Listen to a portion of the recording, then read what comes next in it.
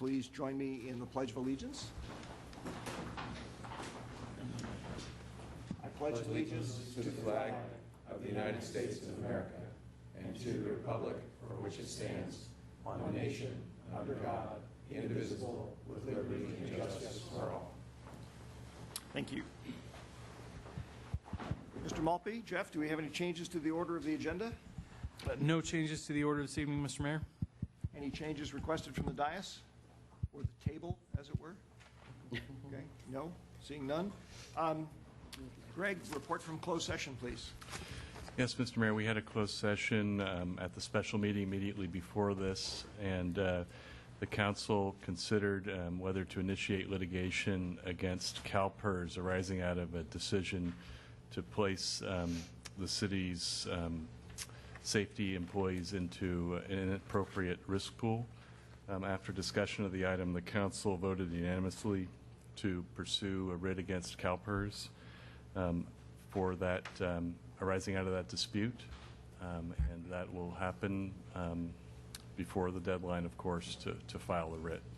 The writ has to be filed in Sacramento County, and the city council has already retained special counsel for that purpose. Thank you, Greg. Council communications and announcements. Cameron. Thanks, Mark. Two things to report on.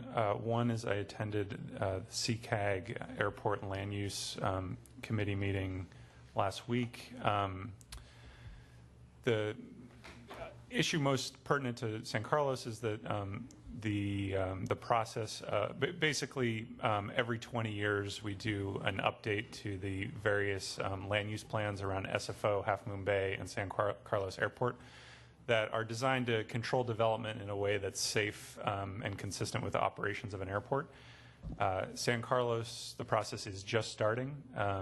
The Half Moon Bay process is sort of in the final stages. One other interesting thing to note for the public is that SFO will be closing 2 runways this summer to install a couple of safety devices that will help prevent airplanes from overrunning runways. It's to comply with a federal mandate. And as a result, SFO anticipates operating at about 85% capacity for about 3 months this summer. The other thing to report on is we had a improving communication with technology subcommittee meeting last week with the mayor and a number of staff, and we continue to brainstorm and come up with some ideas about how to use technology to increase transparency and improve communication with the public. I thought it was a fun meeting, and we've got some good ideas, and we'll keep working at it. That's it for me. Thank you, Cameron. Matt? Nothing. Bob? I have nothing tonight, Mr. Mayor. Ron? Thank you, Mr. Mayor. Just a couple of things. I had it here, and I just just made it go away. I had the opportunity to attend the Peninsula Traffic Congestion Relief Alliance meeting, I guess about a week ago or so, and the Alliance provides a lot of transportation services for commuters between workplaces and our many modes of transportation, notably Caltrain, but there are other routes that they also provide. I also thought it might be a good idea to have John Ford, who I believe is the executive director Right. of the Alliance. I would like to, if the council would agree, I think it would be informative and educational for us to have him come and give us a report, probably no more than about 5 minutes or so at a future council meeting. And if everybody's agreeable, I don't know how we do that, if we motion or anything. I'll support that, so that makes 2 of us at least, and Great. we'll put it on the agenda. Okay, wonderful. But I think it would be very informative for all of us to know how they are helping reduce congestion all over the peninsula. I had a couple of HART board meetings. HART is the Housing Endowment and Regional Trust. A couple of meetings I attended to for that. And plus, I also attended the PG&E Town Hall meeting, which I believe is on the 16th. I guess that was, 2 weeks ago. And there are a fair amount of people there. PG&E, I thought, did a fairly good job of explaining the situation. They also had some nice exhibits, and they answered a lot of questions. And that's it for me. Thank you, Ron. I just had a couple of items myself. One is there's been some talk at the City-County Association of Governments and at the City-County Association of Governments Congestion Management and Environmental Quality Subcommittee, I can't believe I actually managed to say all of that correctly, about things that could be done to try and improve traffic along Highway 101, which of course is quite bad during rush hours. And this afternoon, CMEC, the subcommittee, recommended to the full CCAG organization that CCAG undertake a study looking at a couple of different options, one of which would involve putting in a carpool lane all along 101. As many of you, I'm sure, know, the carpool lane ends, I think, around Whipple, or maybe a little bit further south than that, and it doesn't pick up again anywhere further north. But the more important one in my mind is there also going to be a study about what would happen if one of the existing lanes of traffic on 101, and that would involve expanding the highway. But and one of the other options is they're going to look at converting one of the regular lanes of traffic into a toll lane, basically a congestion price toll lane. So it's very early days. This is just a study, but frankly, I think it's potentially a big issue for the entire community, not just in San Carlos, but throughout the county. So I want to do my part to kind of bring it to people's attention as something that they probably want to pay attention to. And then the second thing that I wanted to mention is actually grew out of that same PG&E town hall meeting that Ron had mentioned that he and I were at. Several people that I met there asked a number of questions of city staff and of myself, and I'm sure of Ron as well. We were sort of in different parts of the room most of the evening. And it occurred to me that, we were providing answers, not anything different than what we tell people one-on-one in other circumstances, but I really feel like we ought to transmit that information to the entire community, some of the information. So if the council is amenable to it, I'd like us to bring forward a letter that would go out under Jeff's signature, my signature, the entire council signature, somebody's signature to our community to basically explain where things stand currently with Line 147 and what PG&E is going to be doing. Because I think there was a good turnout there, but it was obviously a very tiny subset of the population of San Carlos. And I at least, I'm sure you guys do too as well, I continue to get questions from people on the street. They just are curious about what's going on. So if there's somebody else who'd be willing to support considering sending out such a letter, we'll add it to the agenda. Can I just ask a question? So how would you see that as differing from the letter that was sent out by PG&E that had that did have your signature on it as well? Is that right? Yeah, yes, it did. That letter, you may recall, Cameron, we kind of negotiated various things out of it because it was a joint PG&E City of San Carlos letter. And so in order to make both sides that were sending it out happy, there were some things that we didn't include, and for space limitation purposes, I think there was some additional information we didn't include.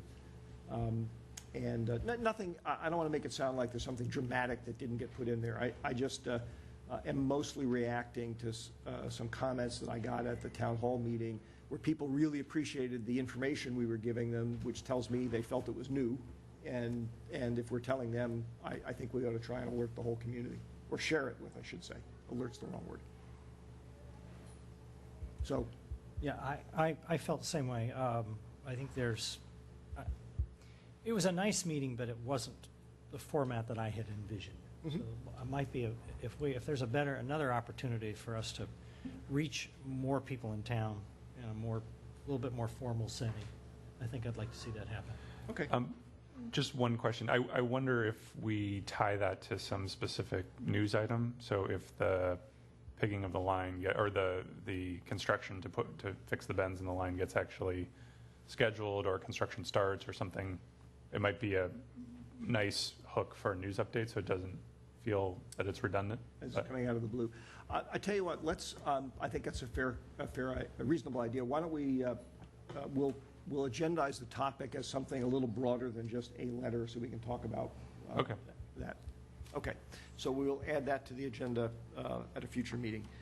All right. I think with that, we move on to 6A, presentations. We have a presentation of a proclamation to do tonight. Mayor, do you want to do 5B? Oops. Thank you, Bob. That's all right.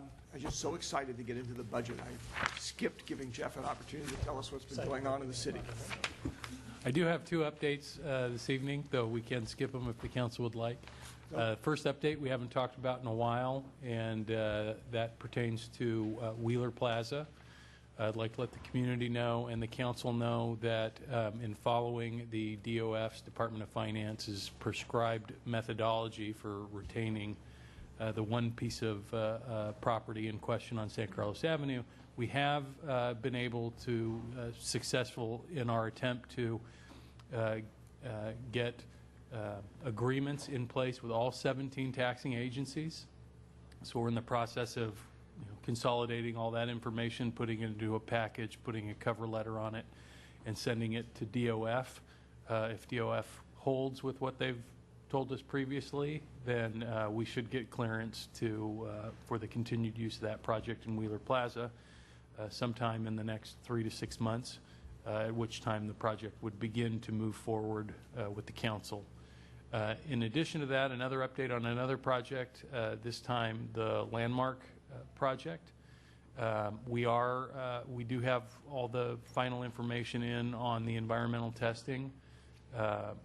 It shows, moderate contamination on the site. We're estimating the cost of cleanup to be in the $75,000 to $150,000 range, and we'll be submitting that information to County Environmental and working out a plan with them. We're also working with the 2 property owners of 595 Industrial and 850 East San Carlos, the 2 properties in question. They're in the loop, and we'll be coordinating all that information with the owners and the County Environmental Health, and then bringing back some next steps for the council at coming meetings. Thank you, Jeff. So you actually did learn how to herd cats. A little bit. Good. Well, now we will turn to our presentation of a proclamation this evening, where we are declaring May 2014 as National Mental Health Awareness Month.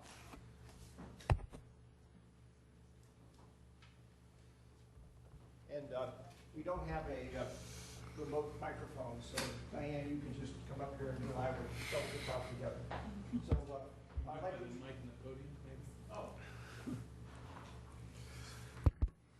Yes, I guess that works. So we can do this here.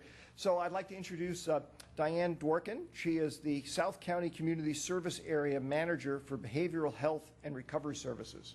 And the important thing about what we're trying to do here is to destigmatize and recognize the importance of mental health and mental hygiene. For many reasons, most of them historical, it's often been a subject that doesn't get talked about in the same fashion that public health does, other kinds of health. And in reality, it's really no different a set of issues than anything else. And all sorts of people are subject to it. All sorts of people can benefit from treatment. And what we're trying to do here today is, as I said, to destigmatize this, honor the efforts of people who are trying to help others and the organizations that are trying to help them, and move the dialogue forward so we can help more people. So Diane, I'm sure you probably want to say something in addition to all of that, but this is the proclamation, which we give to you and your organization. Thank you so much. You're welcome. So thank you, everyone, and thank you, Mr. Mayor. I think it's really so important that you all have adopted this proclamation in what Mr. Mayor was saying about destigmatizing mental health. The thing about mental illness is that it touches 1 in 4 people, and the hopeful but also sad thing is that it's very treatable. 90% of it is treatable, but people don't get the treatment that they need because of stigma.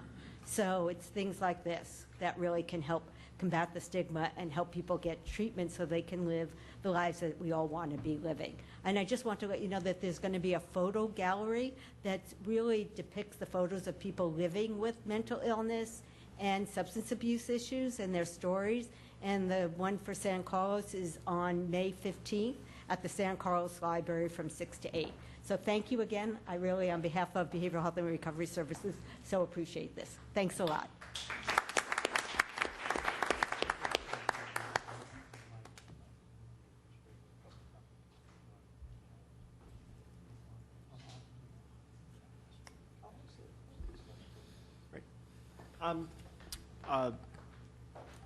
I know that there's at least one council member who would probably like to say Yeah. something, follow on here, and so we'll let Cameron make some comments. If there's anybody else who would like to, please let me know.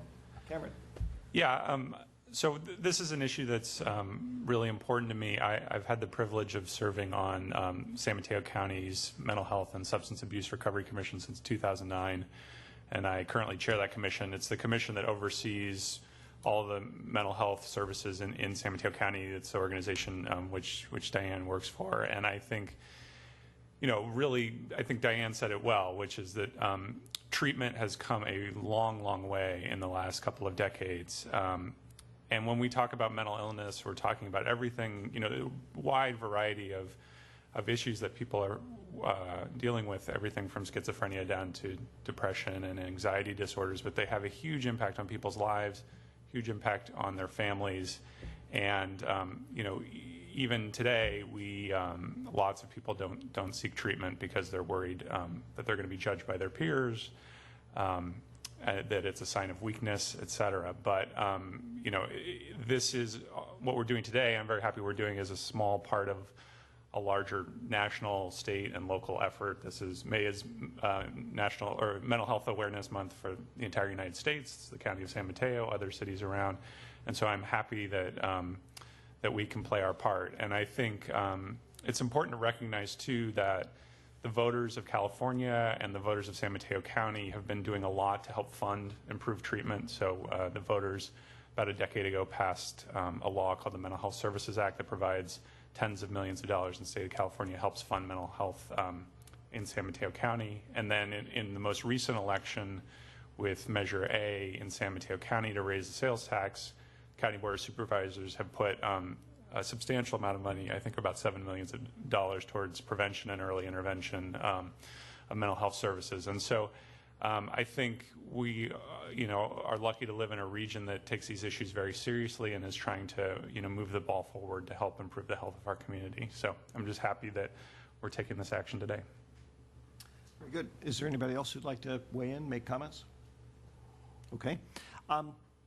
Jeff informed me that in the interest of efficiency, I learned something about open meeting law that I didn't know before, which is that we normally tell folks that there's a public comment period, which is the next item on our agenda for topics that are not on the agenda, but we actually can also take comments during that period for items that are on the agenda if the mayor so chooses. And I'm thinking of doing that because I think it'll help the flow of the meeting work better, and it'll also definitely reduce the risk that we may forget to take comment on some particular item, which would not be a good thing. So with that, what I'm going to ask is if there are members of the audience that do want to comment on anything that's on any element of the agenda tonight, I have one speaker slip already. I will call the person up to talk, but if there's anybody else who wishes to talk about an item on the agenda, please fill out a card, turn it in, and we'll slot you in here. And So, Mr. Mayor, if I could just add, we'll still have to ask for public comment during the items, but oh, okay, but we'll have. yeah, more because we have some very lengthy presentations tonight, so it could be a while for folks. Fair enough. So the first speaker is Aaron Phillips. I forgot to mention, Aaron, by the way, you probably know this. We usually give folks about 2 minutes to speak to us. Thank you. Good evening. Again, my name is Erin, and I live here in San Carlos. I live in on Britton Avenue in like the hilly area, right? So west of Alameda. And I'm here tonight to talk about a suggestion as you think about your capital improvement projects for the next 2 year in the fiscal budget you're setting. A sidewalk issue came to my attention, and I thought it might be worth presenting it to you as you think about the budget for the next couple years. Basically, in that first stretch of sidewalk, kind of immediately west of Alameda, kind of up along Trinity Church as you go up, there really isn't consistent sidewalk there. And I've noticed it more lately because I'm now pushing a stroller and aware of the dodging you have to do when you cross. And I got in touch with Jay, and he suggested I make the recommendation to you guys. But I think it's a really critical access point that this has between kind of the flats and the hilly area. There's a lot of people that jog and walk and bike and push strollers. And Britton, it's 30 miles per hour. It's hilly in that area. The visibility isn't great. So when you have to cross a couple times, actually kind of deters me from walking. Burton Park really isn't that far, but sometimes I think, maybe I'll just drive down. It feels a little safer. And there's bus stops there too, and I just think that if more people felt more comfortable walking that stretch, it would really benefit a lot of people in terms of accessing both the hillier part and the flat part, and that there isn't a great distance between them, but sometimes there's just that little bit of hassle that makes people maybe think about getting in their car instead. So I think it'd be a great way to encourage recreation and public transit and kind of just benefit the city overall. So I'd love it if you guys could think about that and maybe consider a way to evaluate that more officially or whatnot, and what types of improvements would be appropriate, but I'd really appreciate the consideration. So Thank you, Erin. And then, might I ask, would it be appropriate for me to sneak out at this point, or do you expect people to stay for the full Actually, it's meeting? Or? not only appropriate, you don't need to sneak. You can, Oh, perfect. you can stride purposefully. I will do that. Thank you so much. Yes, you may find some council members who'd like to go with you so they don't have to go through the budget, but we don't let them leave. So, thank you. Please. The next speaker is Donna Becht. Sorry to keep you waiting. Thank you for the opportunity. I'm Executive Director of Healthy Cities Tutoring here in San Carlos, and I wanted to thank the council and thank the city of San Carlos for supporting our efforts for so many years. As many of you know, this program originated with the city of San Carlos, and in 2011 we changed format and became a nonprofit, a 501c3, and in that format part of the task is raising funds, and we have quite a broad range of stakeholders in that effort, one of which is the city of San Carlos, and we're very grateful for your support. And what the support from multiple stakeholders allows us to do is reach others. I view this program as a long-term support of the city, the schools, and our community that helps the kids in our city that are struggling. This year we've serving about 25% more than last year, and 25% last year more than the year before, so over a 50% increase in the last few years.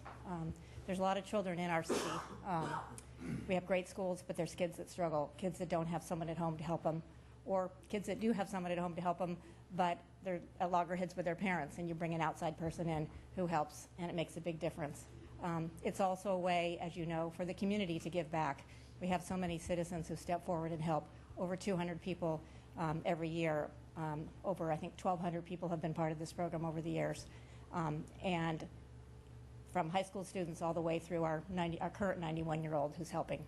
So it's really a model program. I hear comments from other communities, how do we get a program like Healthy Cities Tutoring?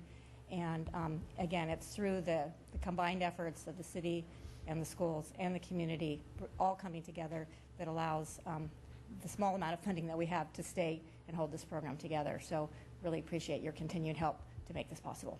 Thank you. Thank you, Donna. Is there anybody else who wishes to address the council on any item on the agenda? Or off the agenda, for that matter?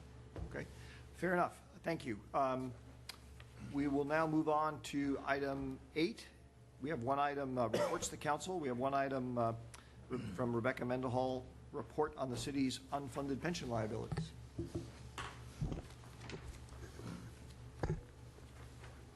Good evening, Mayor and City Council. Rebecca Mendenhall, Administrative Services Director.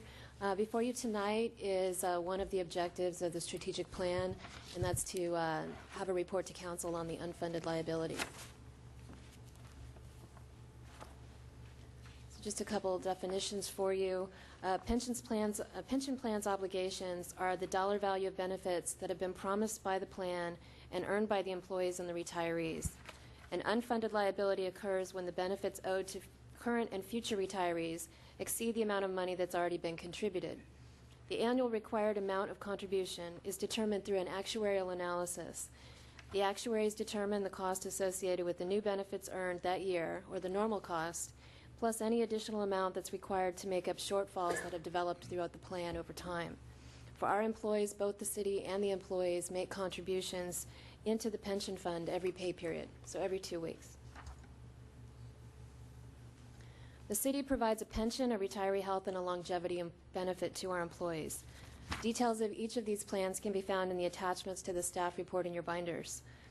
However, here's a summary of the plans and the unfunded liabilities associated with each. Although the numbers are large, it's important to note that the majority of the annual required contributions are already factored into our budgets.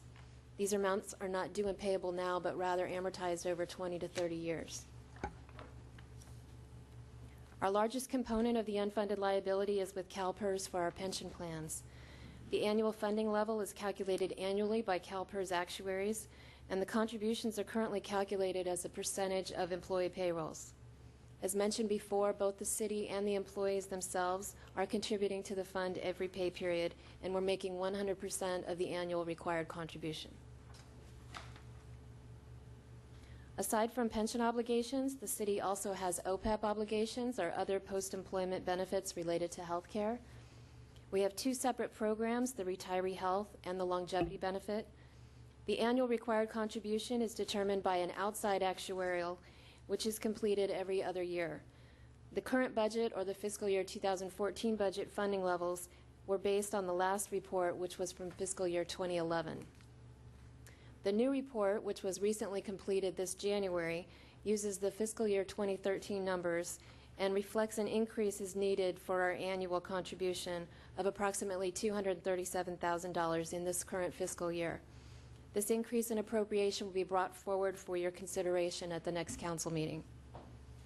However, those new funding levels have been built into the recommended budget that we'll be discussing later this evening.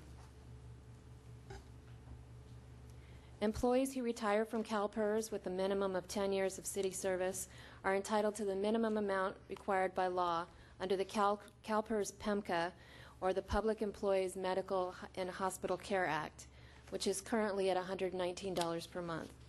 In addition to this, employees who retired before January 2009 receive a reimbursement up to the single employee contribution. In 2009, the Council passed a resolution authorizing participation in the California Employers Benefit Trust, or the CERP Trust, and pre-funded that irrevocable trust in the amount of $1.5 million. Based on the new actuarial study, the annual obligation is a little less than $300,000, and in the next budget, we're funding 100% of the requirement. In January 2009, the city created a longevity recognition program, which is now closed to any new hire. This program is only available to employees who were hired before March of 2011 and who retire from the city with the CalPERS pension following a minimum of 10 years of city service. In fiscal year 2012, Council passed a resolution to set up an irrevocable trust with PARS, or Public Agency Retirement Services, and pre-funded this trust in the amount of $1.2 million. Based on the recent actuarial study, our annual obligation is $620,000, and we're currently funding 50% of the requirement with the goal to reach 80% over the next few years. Since this program is a closed plan, normal attrition may reduce the number of employees who would become eligible, and thereby reducing the obligation over time. The final element of our unfunded liabilities relate to the remaining obligations of the former police department and the pension and OPEB costs related to the Belmont San Carlos Fire Department. Annual required payments are made in lump sum annual amounts, and we're currently funding 100% of this requirement.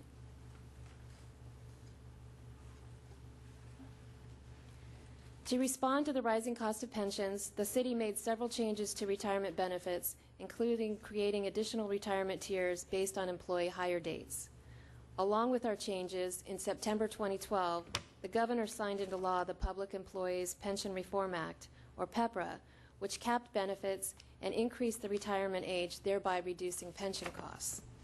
As a result, the city now has 4 different retirement tiers for miscellaneous members, which I'm pretty sure is the most of any city in the county. In addition to the changes related to pensions, as mentioned before, the city has eliminated the longevity program for new hires.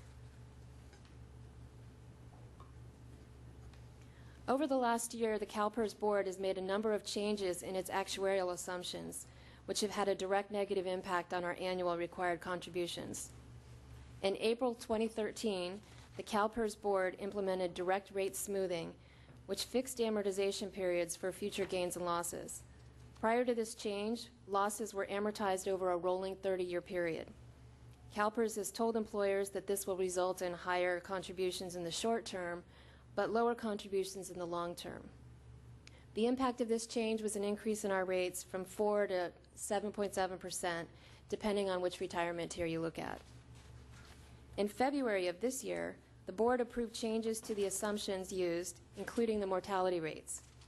While we don't know the full impact of the rates until we receive our actuarial report from CalPERS in October this year, CalPERS has given us the following estimates of increases in the first year of a little less than 0.5% to about 2%, and 1.3 to 6.5% in the following year. At the next CalPERS board meeting in May, they will be considering recommendations to change the way they account for risk pools for smaller agencies. Since we have fewer than 100 employees, we must participate in these risk pools. Given the recent passage of PEPRA, all other retirement tiers are now closed to new employees.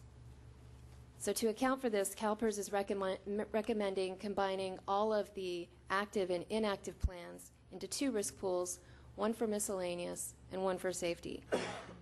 And as a result, they state that 80% of employers will experience rate changes from reductions of 3% to increases of 3%. Early estimates provided last week indicate that our increase should be small, but we really won't know the true impact until we receive our actuarial report later this year. So as noted earlier, the majority of the unfunded amount relates directly to our pension plans with CalPERS. In 2011, CalPERS changed their termination calculation methodology and adopted a very conservative investment policy. As a result, the discount rate they're using is less than 3%, as compared to 7.5% for the other risk pools. Based on information provided to us by CalPERS, the hypothetical termination valuation for our miscellaneous Tier 1 plan would increase from $17 million to $60 million. Of course, this is only a hypothetical amount, and should the council wish to pursue this further, we would need to initiate a resolution of intent to terminate, and only then would our actuary calculate the total amount due. Currently, we're not able to pay down our unfunded liabilities under the risk pooling program. As part of the recommended changes that the board is considering next month, CalPERS staff would allocate the pool's unfunded liability to each plan based on the plan's total liability instead of the percentage of payroll method that they're currently using. CalPERS has told us that this will allow us the option to pay down the unfunded portion separate from normal costs. However, even if we pay down the unfunded amounts, there will always be an element of the unfunded liability, as the amounts are determined on assumptions that may or may not prove accurate. The total impact of this recommendation, if adopted by the CalPERS board, will not be known again until later this year when we get our actuarial report. But staff will continue to monitor and will report back to council as appropriate. So that concludes my report. I'm happy to answer any questions you have. Thank you, Rebecca. Questions for staff? Matt? Cameron? I have a few questions, sort of / comments. Since we're not taking action, this is our opportunity to sort of address this issue. Is that right? Actually, what I prefer to do still is hold this part for questions, and then we'll have discussion afterwards. Well, thanks, Rebecca. I appreciate the presentation. I thought the presentation was really technically sound, but I think this is an issue which is incredibly dense and incredibly difficult for people, even people who've spent a fair amount of time trying to understand it, to understand what's being said. And I think it's an issue that's in the news a lot. There's a lot of emotion around it, and I'm wondering, reflecting, how can we do a better job of informing the people, residents, what the facts are? And one observation is that it may be easier to tell a story of what's transpired over the past several decades that gets us from where we were to where we are today. Because what I struggle with is how to take that information and condense it in a way that somebody who feels concerned about this issue but doesn't understand it very well, how to explain it in a succinct way that they can sort of draw some conclusions from.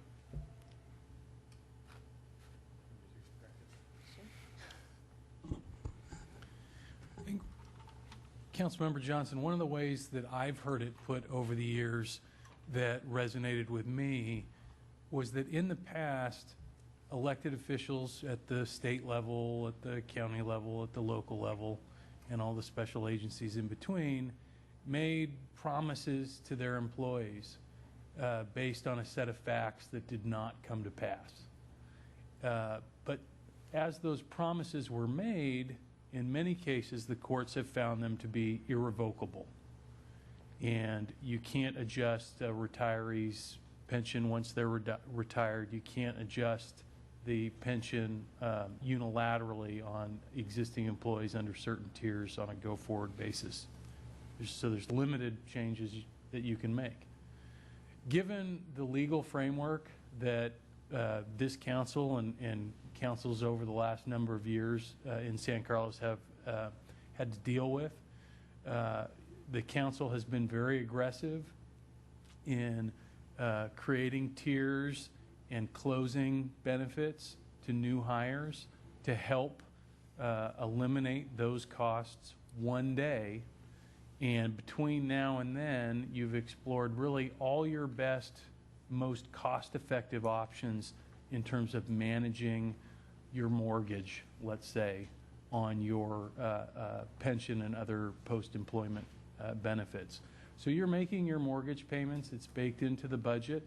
I'm sure it's not money that the council relishes seeing go out the door, but you are honoring the promises and the court decisions surrounding those promises that this community has made to its retirees and certain members of its employee population, just like every other municipal agency, county agency, and state agency is doing. Thanks.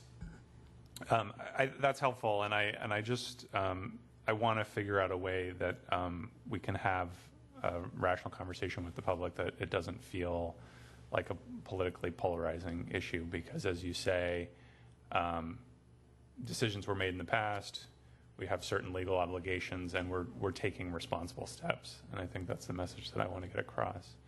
I wanted to ask another question, Rebecca. You mentioned that PERS may in an upcoming board meeting, may allow municipalities to sort of more aggressively pay down the obligation. Can you talk about what would be, hypothetically, if that were to come to pass, what would be the pros and cons of kind of prepaying more than 100% of our annual required contribution?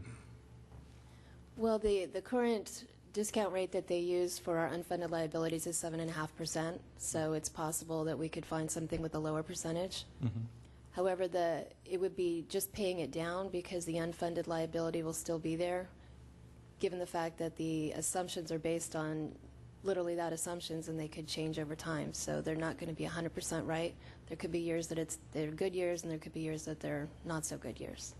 Is that to say that there could be a situation in which we would overpay in the long run and not?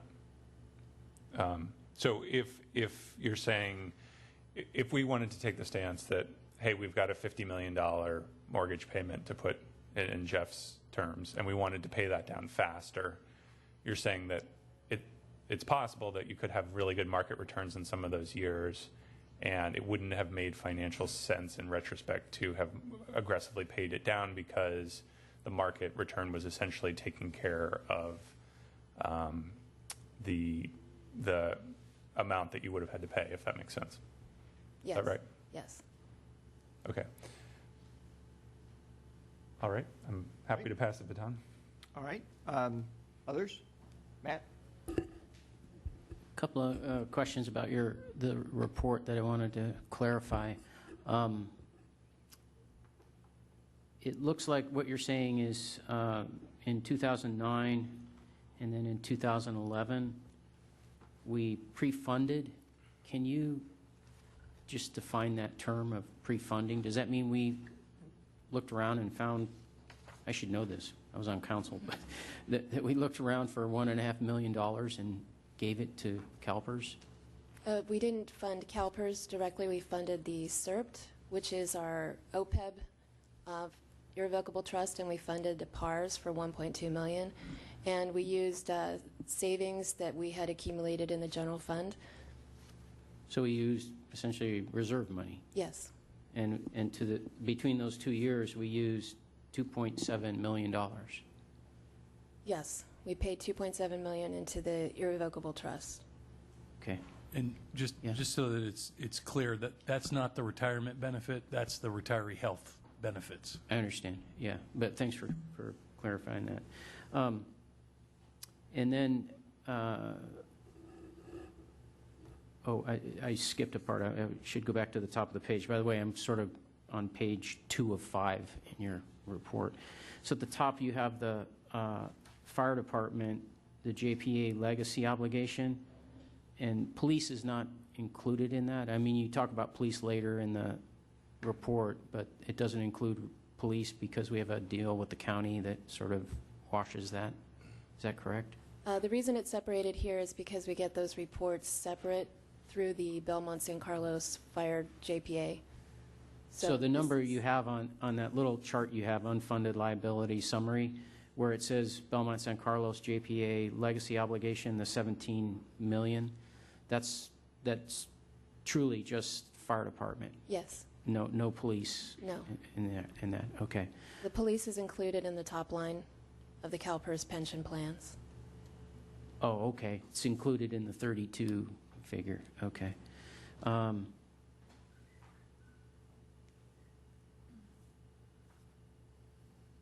then I'm looking at there's a statement I didn't understand in the middle of page 3 where you're talking about the example of unfunded liability for miscellaneous, and you say, based on the information provided by CalPERS, the hypothetical termination valuation for the same plan in the same year would be closer to $60 million. So that's what you were talking about up there, that if we really asked to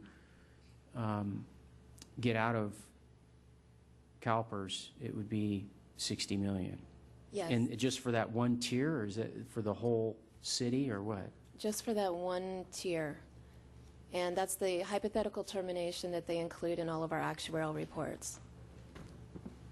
Okay. And then a couple more questions then. You said that the employees in the city pay for the ongoing retirement fund, or pay into the ongoing retirement fund every 2 weeks according to payroll. Mm-hmm. So can you say, what's the split that's figured?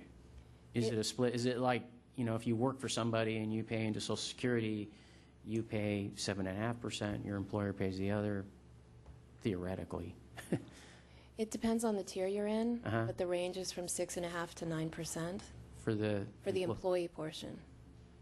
6.5 to 9, and okay, and then the other portion of it is paid by the city? And then there's an additional portion that's paid by the city, which ranges from 6.5% to 24%, depending on the tier. Wow. Okay. But the top end for the employee is 9%. Yes. 9%. Okay. And then my last question is, I suppose, a bit of a hypothetical, but let's say we did want to walk up to the ledge, if you will, of getting ourselves out of CalPERS.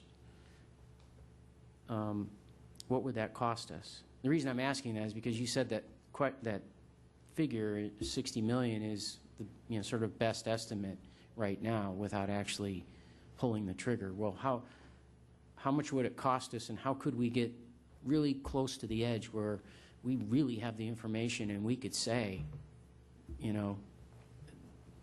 we've found out the number, this is the nut, and now we really know, do we want to try and get out or stay in?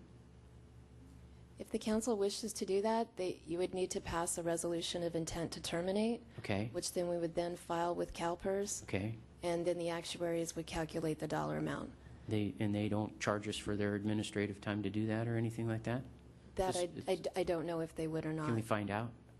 We can look into that. I mean, don't clue them in that we're willing to pay anything, but for me, I don't know, we can talk about it as a council. I would like to go to that edge and find out, you know? Through the chair, is that revocable?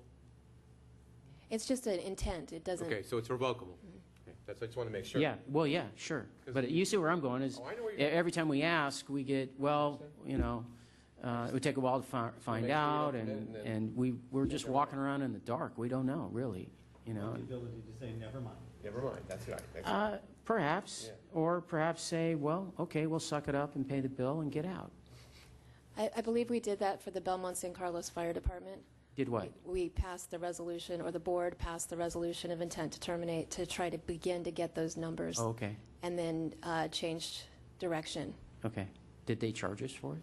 I don't know. Don't know. Okay, so we can find out and take it from there. Okay, good. Those are my questions. I've got comments, but those are questions. Bob? I asked a lot of questions earlier in the day of Rebecca and Jeff, but I do have some comments later on. Okay. Ron? Just a few. Just want to make sure. No, it's okay.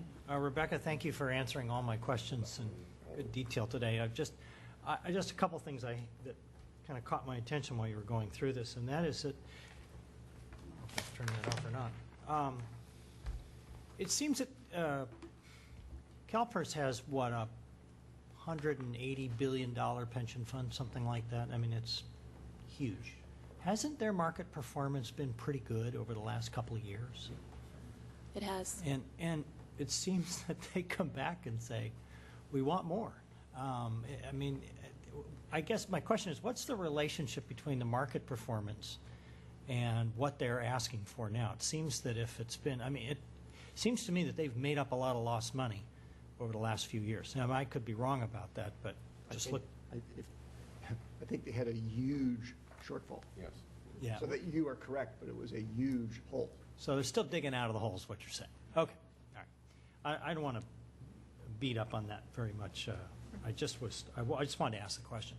The other thing, I think I asked you earlier about 403B plans, and you said that we don't really have those. We have 457 plans.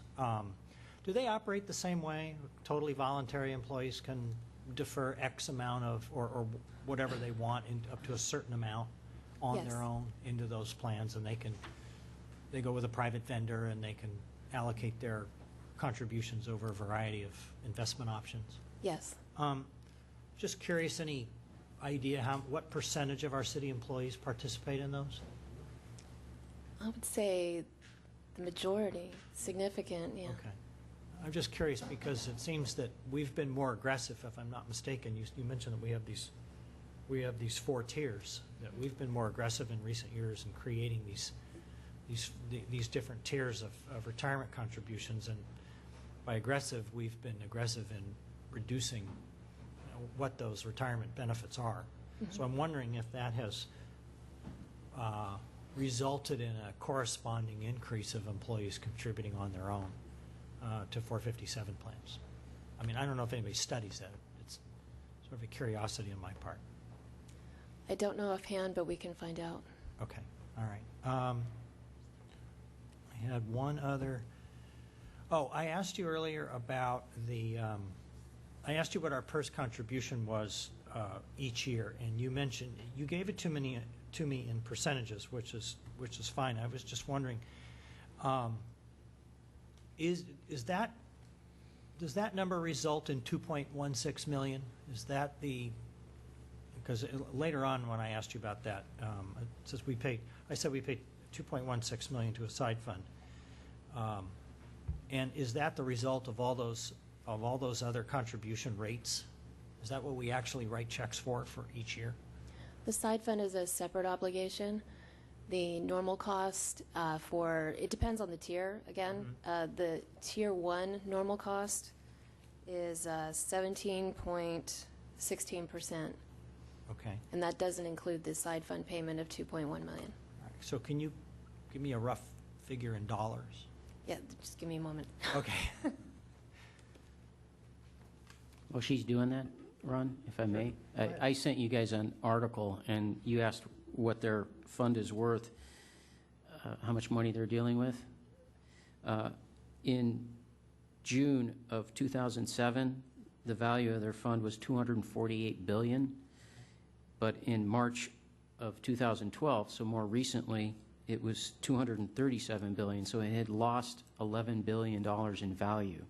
I don't know where they stand today, if they made up that loss yet or not, but they, of course, had to make up the loss and then hopefully move forward on gains. Well, $11 billion loss on $248 million. Billion, 11 On billion. Billion. $248 billion sounds like about 5%. So no, I think the market in the last couple of years has done better than a 5% per year gain. Well, yeah, but you have to, you're not just paying for, you're regaining a loss, and then you have to move forward from there, because their actuarials are based on a certain gain all the time in order to pay out. Right. And the funds are not just invested in the stock market. They're in real estate, they're in venture cap, they're everywhere. Right. So just because the Yeah. market might have gone up Right. doesn't mean that they're going to go up all the Yeah, time. more of that. They're everywhere. Okay, so getting back to your question, the total amount that we pay for CalPERS pension, not included, the 2.1 amount includes obligations related to the former fire department and the police department. So outside of that, we pay about 1.4 million in pension payments per year. Okay, thanks. Good. For now, yeah. Right. I had a few questions, and I'm going to turn it back to Cameron, because I think he was kind enough to pass the baton before he finished all of his. First off, thank you very much for both the presentation and the written report. These keep getting better in terms of clarity, at least from my perspective. Just a couple of quick questions. On the longevity program, where we're currently funding 50% of the requirement with the goal of getting to 80% over the next few years, I presume that implies that there's some increases that we expect to have to make in our funding over the next few years. Are those baked into the long-range financial plan that we have as part of the budget package out through 2018 or however far out it goes? They are. Okay, good.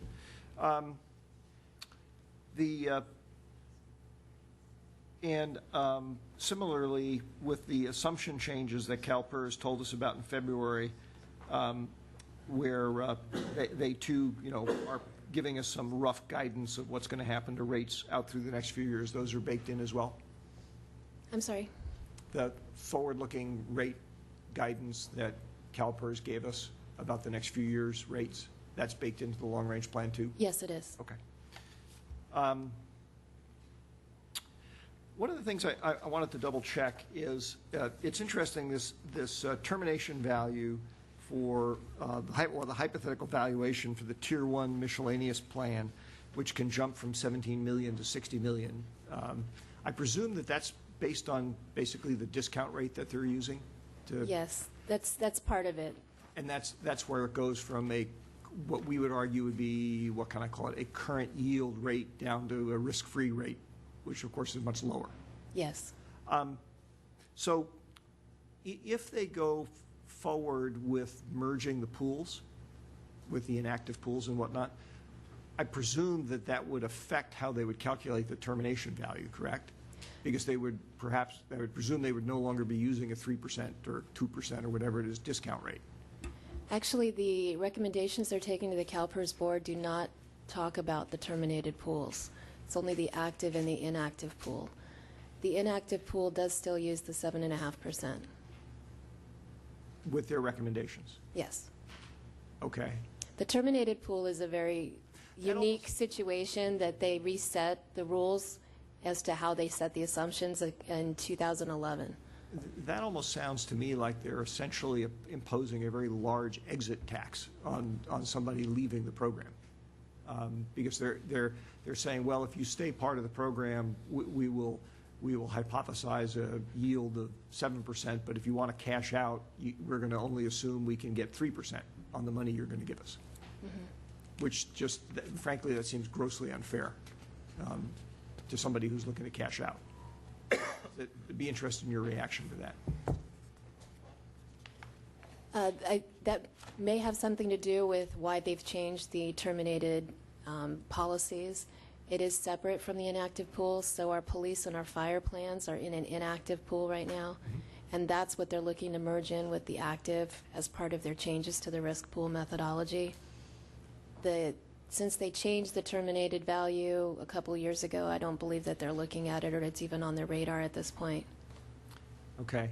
The reason I'm digging into this, just for my colleagues' sake, because I was thinking about, Matt, your request, and I think it's perfectly fine for us to sort of walk up to the edge and learn all we can as long as we're not committed to it.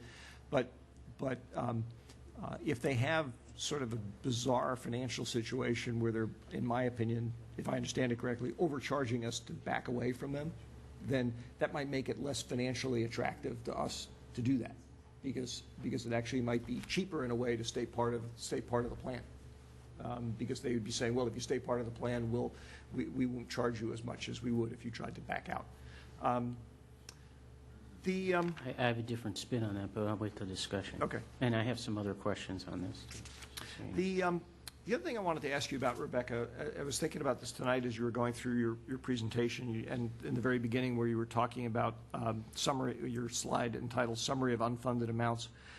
It suddenly occurred to me, and this I want to test this understanding with you, I think what's happening in part with the public discussion of unfunded pension liabilities is we're using the word unfunded to mean two different kinds of unfunded liability. And let me walk you through the analogy, playing off of what Jeff did with the mortgage analogy. Almost everybody in San Carlos, if they own a home and have indebtedness on it, has a very large unfunded liability associated with it. But as long as they are staying current in their payments, that's not necessarily something that they're going to wake up in a cold sweat about every night. Okay? It certainly is an issue if you lose your job, and it's certainly a risk. I'm not trying to say that. So there's that level of unfunded liability. The other thing is basically CalPERS, and they're trying to work their way through this, but for years they weren't charging as much as they should have to cover the liabilities that had been built up in the system. That's actually, you use the same word unfunded, but that's a different kind of unfunded liability. That's almost like a negative amort on a mortgage, okay? Is you're paying your mortgage, but the principal still keeps going up. And in this case, the principal keeps going up because CalPERS wasn't fully charging through what they should have been charging through for all the promises that were made when the pension plans the pension benefits got enriched back around the year 2000. Is that, am I describing it reasonably correctly, kind of from a layman's perspective, that unfunded is being used to be two different things there? Mm-hmm. Yes. Okay. All right, good, because I think I will probably use that analogy in trying to explain it to other people. Cameron. Thanks, Mark. So my understanding of the things that drive this unfunded liability are the expected market return, the how long people live, how long they draw on their benefits, and at what age they retire. Is that right? Those are some factors. There's also the formula of benefits. And, the Tier 1 has the single highest year, but Tier 2 and Tier 3 have the 3 highest years of salary. So that's factored in. Okay. But would you say that those are sort of the biggest unknowns that, so my understanding is that part of the reason that we find ourselves in the situation that we do is because the predictions about market return did not come to fruition, and that predictions about life expectancy were a lot lower than they turned out to be, that life expectancy continues to rise. Is that an accurate understanding? Yes, that's correct. And so how do you feel what's your sense of where we are right now in terms of how PERS is continuing to estimate those things? And do you feel comfortable that the annual contribution rate is reflective of, pretty conservative estimates on both the market return and life expectancy that you think we're going to continue to pay, or do you think that this is going to kind of grow as those numbers fluctuate? Well, over the past year, I've addressed the 3 changes that they've made toward trying to right-size their rates. There was a 4th thing that they looked at in November of this past year. They had an asset investment strategic meeting where a number of stakeholders came in and looked at their market values and their investment portfolios to see if their market rate of return was accurate or reflective. And based on the results of those studies and later discussions with the board, they chose not to change the rate of return. And given the recent performance that they've had, the rate of return seems to be that it's doing it's on the positive side of 7.5%. The current CalPERS portfolio value is $289 billion at this moment. So if I can just reflect back what I'm hearing, you think that, say, as compared to a few years ago, the estimates are getting better and give you more confidence that the pension liability isn't going to fluctuate in the years to come? I think they're making significant strides toward trying to get there. They've changed a lot of the assumptions, not just the mortality rates, but also they've looked at how they handled gains and losses. So it used to be that in those years where we had big losses or the returns didn't come in, they'd amortize those over a rolling 30-year period. So now they've fixed those over a 5-year period, which is why we've seen such a big increase, is we're making up for the rates that didn't come in over the past years. So they're trying to clean that up. And also by looking at the risk pooling, I think it'll give an opportunity. I mean, we have to wait and see how the numbers work out, but it should be a more equitable way to look at it, because it's not based on the number of employees you have, it's based on your total unfunded liability. And so the pool's not picking up the variances between smaller agencies or larger agencies. Okay. And then I just wanted to ask one question about PEPRA. So PEPRA was pension reform passed by the state of California in 2012, 2011? It began effective January 1st, 2013. Okay. And so that sets the maximum pension benefit at, what is it? It's 2% at 62. Is that right? Yes. So all new employees, and is that well, let me, can we offer more? Can we offer less? Is it fixed at 2% at 62? It's now fixed for new employees to the CalPERS system. So if you're a current CalPERS employee and you switch agencies, you're considered a classic employee and you could fall into another tier. So, but the city has no flexibility under state law to change the benefit package. That's correct. So we've effectively bound our hands so that we don't behave irresponsibly going forward. I mean, the state of California has bound everyone's hands collectively. Yes, we cannot change the pension formulas anymore. Okay, and according to your table, so we have 9 current employees in that tier, which is a pretty small minority of the system.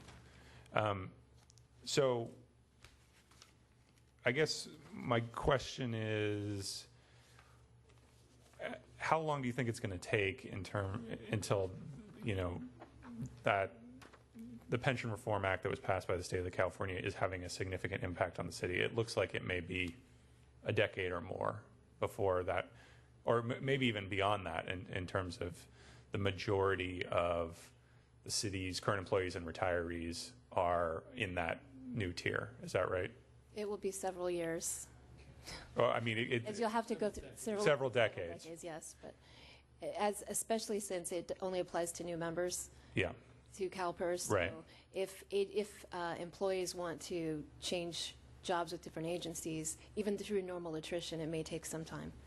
So is it safe to say then that any sort of, and this isn't necessarily policy for the city of San Carlos, but I'm just for understanding what happened here. So we passed pension reform, but the impacts to municipalities, state of California, et cetera, are 20, 30 years out, something like that. So we took an action, but the impact is not going to be fully felt on the system for a long time to come. Well, but hang on a second. I'm sorry I want to interrupt there because while I think there's an answer to that question, the way you specifically phrased it, we just got finished speaking over the last bunch of minutes about changes in the billing rates, basically the cost rates that CalPERS has been charging to member agencies. I see. Well, No, that makes sense. those have effects as well. So it's not just all, fixing this problem is not all just PEPRA.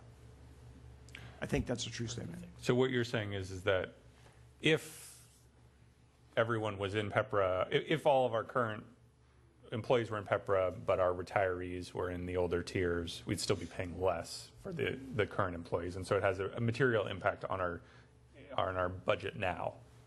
No, I don't think that's what I was saying. What Okay. I was trying to say was that we are seeing our rates, our contribution rates go up in part because of the unfunded liability related to the current employee pool and the past employee pool, I suppose, to some extent, that they are trying to fix. They're trying to cover that hole.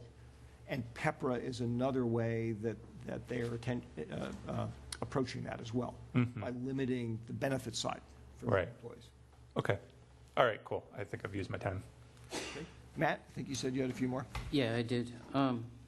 First, I wanted to get clear that in the attachment, you have the pension summary, attachment 1. And for instance, under, let's stay with PEPRA, total required employer contributions % of salary, you have 6.5%. So that's the city's portion, and then the employee pays another 6.5%, so a total of 13. Yes. Okay, good to understand that. And then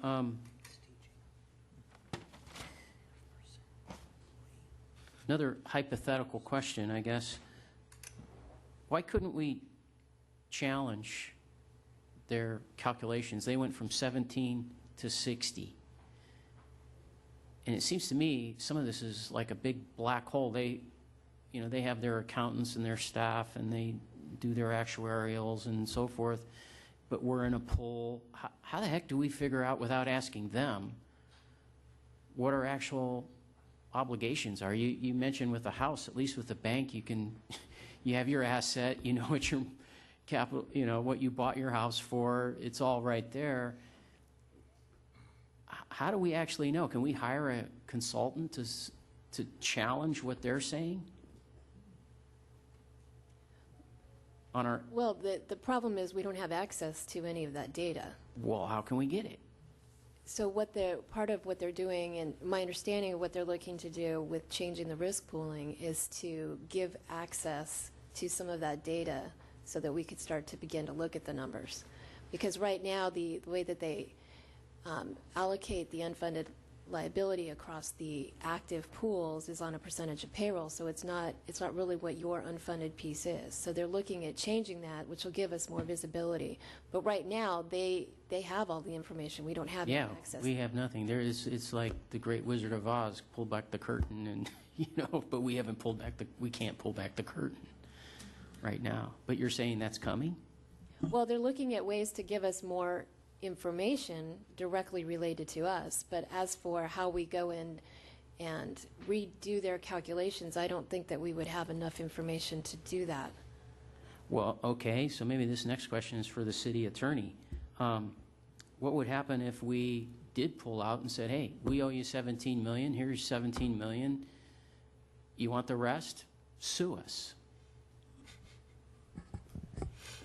Well, that's an interesting hypothetical, and it's difficult to comment on that. But yeah, they would probably sue us, and then, okay, and then if they were successful, there'd be a judgment against the city, and that would cause a whole bunch of other impacts that we'd have to deal with if that were to come to pass. Well, what would they be? I mean, what are they going to do?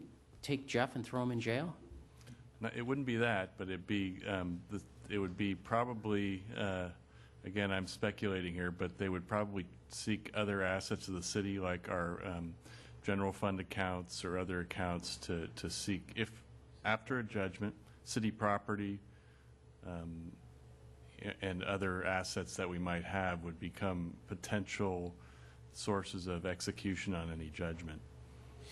Now, that doesn't mean that we wouldn't maybe have some arguments, but I think that's the course that they would be seeking. Is there any history on this with any other cities, perhaps, like Vallejo and so forth, Stockton declaring bankruptcy and whatnot. What did they do? Well, that's a big issue, I think, in both Stockton and Vallejo. With Vallejo, they exited bankruptcy, my understanding, after resolving the issue of meeting the contributions that were required by CalPERS and satisfying other public policy elements in their city. Stockton, it's still an issue. And other cities like Detroit, other big bankruptcies, those were big issues, the pension liability. And the discussion in those cases is about whether or not the pension liability should be treated differently than other creditors of the city, because a bankruptcy not only has the pension obligation, it has other obligations that it needs to pay and it's in default on. So with Vallejo, you're saying Vallejo actually paid their tab to CalPERS, or did CalPERS reduce the tab and then they paid that, or what happened? I think what Vallejo did was they went into bankruptcy, sought the protection, and then now they've exited bankruptcy. I'm not exactly certain how they dealt with their CalPERS issue, but I don't believe that it was an issue that they sought to not make the payments on. I think their plan always contemplated making the PERS payments. Yeah, Vallejo's issues dealt more with the employee contracts. This is pre-PEPRA, and so they were attempting to do tiering, and that was part of the bankruptcy proceeding to tear down their retirement benefits, but they didn't leave the PERS system. They were always an active part of PERS, and still are. Were there unfunded liabilities dealt with in any fashion, though? They're No. Still paying those? They're still paying those. It had to do, their bankruptcy had to do with renegotiating contracts with active employees. Okay. And just, so one other question then. Is it possible for us to offer to our employees an alternative retirement plan, and then we go to PERS and we say, hey, we're offering this alternative. Some of our employees are taking it, and so we're going to take those employees out of the, maybe we have 87 employees, okay? 45 of them say, hey, that looks like a nice plan. We're signing up for that. We don't want you taken out of our payroll for CalPERS anymore. So now we're down to 40 employees or whatever that stay in PERS. What would PERS' reaction to that be? Yeah, you're talking about not entirely leaving PERS, but possibly some employees leaving PERS. I don't believe we're allowed under the system rules as an agency to do that. All your full-time employees are legally required to be in PERS because we're a PERS agency. Okay. All right, those are my questions. All right. Thank you. Discussion, if any. Well, Bob said he had some comments he wanted to make. Yeah. But maybe we can let Bob start just because he hasn't said anything. Well, because like I said, I already asked a lot of these questions, and No, I dealing with understand. I this wasn't for- trying to imply I know no that. question. Dealing with this for 8 years, so it's a little bit up my alley, and what we had to do. I mean, in effect, let's make sure everybody understands, we can pay this off or not pay it off, but somewhere along the line, we're going to owe money.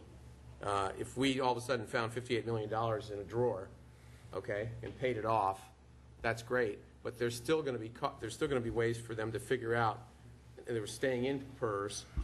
In other words, just because it says 58 today, tomorrow it can change to another number, just because of the actuarial stuff, who lives, who dies.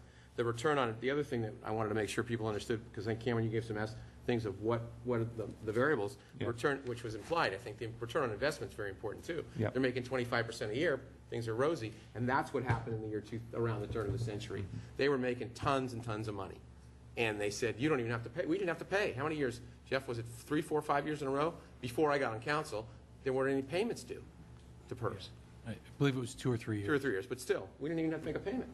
And then they raised all the rates, and then the economy crashed and goes back and forth. So I just want to make sure everybody understands that even if we found $58 million, we're still going to owe some money, and we're still going to be involved in some of this. I think the other part of it is in the last 4 years, or in the last 8 years, we've had, as was mentioned by Ms. Mendenhall, no other city's done what we've done with four tiers. So we're ahead of the curve in a lot of places. But there's no way, as you mentioned, Mr. Johnson, that we're going to get out of this for 20 or 30. You're not going to see the benefits even of that for 20 years because people are just going to keep living. And that's the way it's going to be. So I want to make sure everybody understands that there's no instant panacea and there's no magic formula, there's no magic pill. We can pay, if the interest rate or the rate that PERS was saying was 7.75, we could borrow money at 3%. Sure, there might be an idea we'd float a bond or do whatever and might be able to pay some of this off. But let's realize that this is a floating number and it constantly is floating. I just want to make sure everybody understands that we can't just, it just won't go away.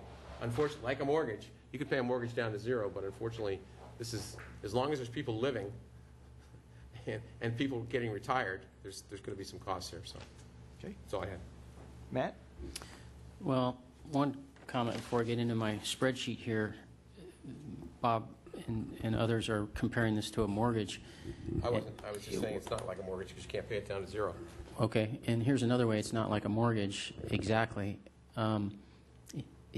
is that, let's say you hire an employee in one position and they're paying in based on their salary and the city's paying in based on their salary, and then they jump to a different position. And let's say they're earning $80,000 a year and they get put into a new position where they're getting paid, say, $150,000. Well, they're going to retire north of 150, and they and the city will only have paid in for so many years based on their starting salary and the increases they got.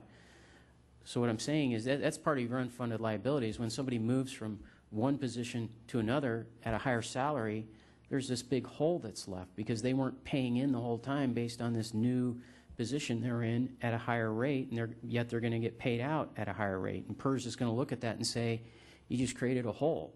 That's like, if you want to stick with the mortgage idea, it's like remodeling your house. And, of course, you've been paying the bank to pay down your house. Well, of course, if you remodel and go refinance your loan, the bank's going to say, now you owe more money on your loan payment because you refinanced and you took out more debt. It's exactly what happens. And so that's one of the things that creates a hole. The spreadsheet I gave to everybody, what I did is I was just really curious about this. Did you send it to us? I didn't get Yeah, everybody has a copy of it. There's plenty of them right Oh, Go on. sorry. I thought when you said sent, I was looking at my email. I was like, Oh, yeah, no. I sent it to Jeff, and he made copies. But I hope to show you another way a hole is made, I think. What I did is I started out at a hypothetical employee making $80,000 a year and getting a 3% raise every year and working for 30 years. And you get to the bottom, and their ending salary, if they started at 80 and got a 3% raise for 30 years, they would leave with a salary of $183,000 per year. Now, if they then retire, and I'm basing it on the new tier, so let's say they retire, and I got the 0.64 is based on their years of service times 2%. So let's say they work for 37 years, and at 2%, 64%. Then their pension payout is 64%, so they get $117,000 a year. And let's say they live another 23 years, your total payout's going to be $2.7 million. So then you turn to the next page, and what I did there is I said, okay, I didn't use the 13% or whatever. I used 15, as though they contributed 15% every year that they worked. And so you can see what their total contribution is as an employee. And then the growth rate of 7.2%, I used that because PERS was at 7 and they moved up to 7.5, so I just figured, okay, we'll put it at 7.2. Plus I was using I don't know if you guys know what's called the 72 rule that It's a formula to figure out Rule 72, yeah. So that's why I use 7.2. And so what I'm doing there is adding the contribution, the growth rate each year, and let's see how much money we have when we get to the bottom. And you can see that if an employee is working for 30 years and paying in and it's earning 7.2%, you end up with 1.6 million. Well, 1.6 million is about $1 million short of what you need if you're going to pay out that employee during their retirement. So you can see right there you've got a hole. This is why CalPERS is in trouble. And I sent to everyone as well an article that verifies this. It was in CalWatch, and it basically says, look, PERS is funded at about 40%. And unless they increase the rates, they're just going to continue to dig a bigger hole. This is why I want out. I don't want to stay in a program where it's being mismanaged and we're not being told what, I don't think we're being told what the truth is. And we're either going to pay now or we're going to pay later. But it's going to be painful when it happens. They are going to hit the wall, and as long as we're part of PERS, we're going to hit the wall with them. I don't want to be in the car when the car hits the wall. So that's, you know, I would rather look at what we can do to get out, if we can get out, because we're in a dangerous situation. Cameron? Sure, I'll just make a couple quick comments. So I share, you know, some of the emotion that Matt does around this issue. I think a lot of it comes from, you know, what we've seen over the last couple of decades. The transition from most private sector workers have gone from a defined benefit plan to a defined contribution plan. And what that's done is allowed the organizations that they work with to have financial certainty and transferred a lot of the risk of retirement onto the individual employee. And, you know, we'll see over the long term how sustainable that is for folks. But, you know, I would certainly like to see our local municipalities have the same level of financial certainty. And if we get into severe economic trouble, we're still on the hook for that payment. And so we assume all the risk for retirement. It's not shared with employees. And it requires basically public agencies to have a crystal ball and to know how long people are going to live, and to know what the market return is. And as we've seen, you know, public agencies have not had a good track record at that. And I just wish public agencies would get out of that business, and that they would, you know, provide a fair benefit to employees, and then allow employees to make the choices that they want about how they want to invest, as much of the private sector has done. You know, ultimately what you get into is into a lot of arguments about sort of fundamental fairness and what's fair and what do people deserve. And those to me are difficult arguments to resolve, and a lot of people have a lot of different opinions. But I think it's in the interest of the city and in the interest of local governments to control their financial destiny, to be able to plan for their futures. And I have spent some time chatting about this with Rebecca. I think the memo is really good, and my frustration is that when you walk away and you look at the numbers, the reality is that's not a very there's not really an option there that makes sense from a financial perspective. There's not an option to get out of PERS. There's not an option to change the plan without incurring considerable financial penalty. And so where I stand is I think the city is doing well to manage under the current system that exists. And I appreciate what we're doing, and I appreciate the transparency.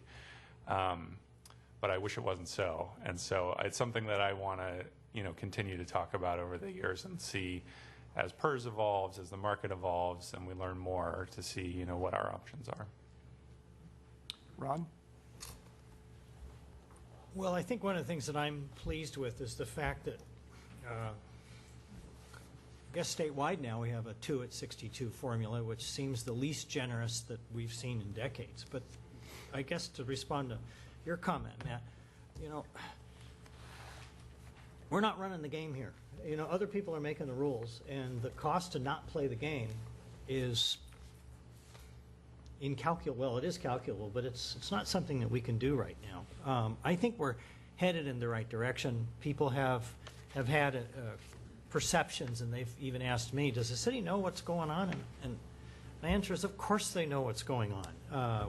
We know what's going on. The problem is that we don't have much control over it. We've, as I think, as Bob said, we've probably been more aggressive than any other city. And one of the questions I asked Rebecca was, how many other cities are in this situation? And I think her answer was just about all of them.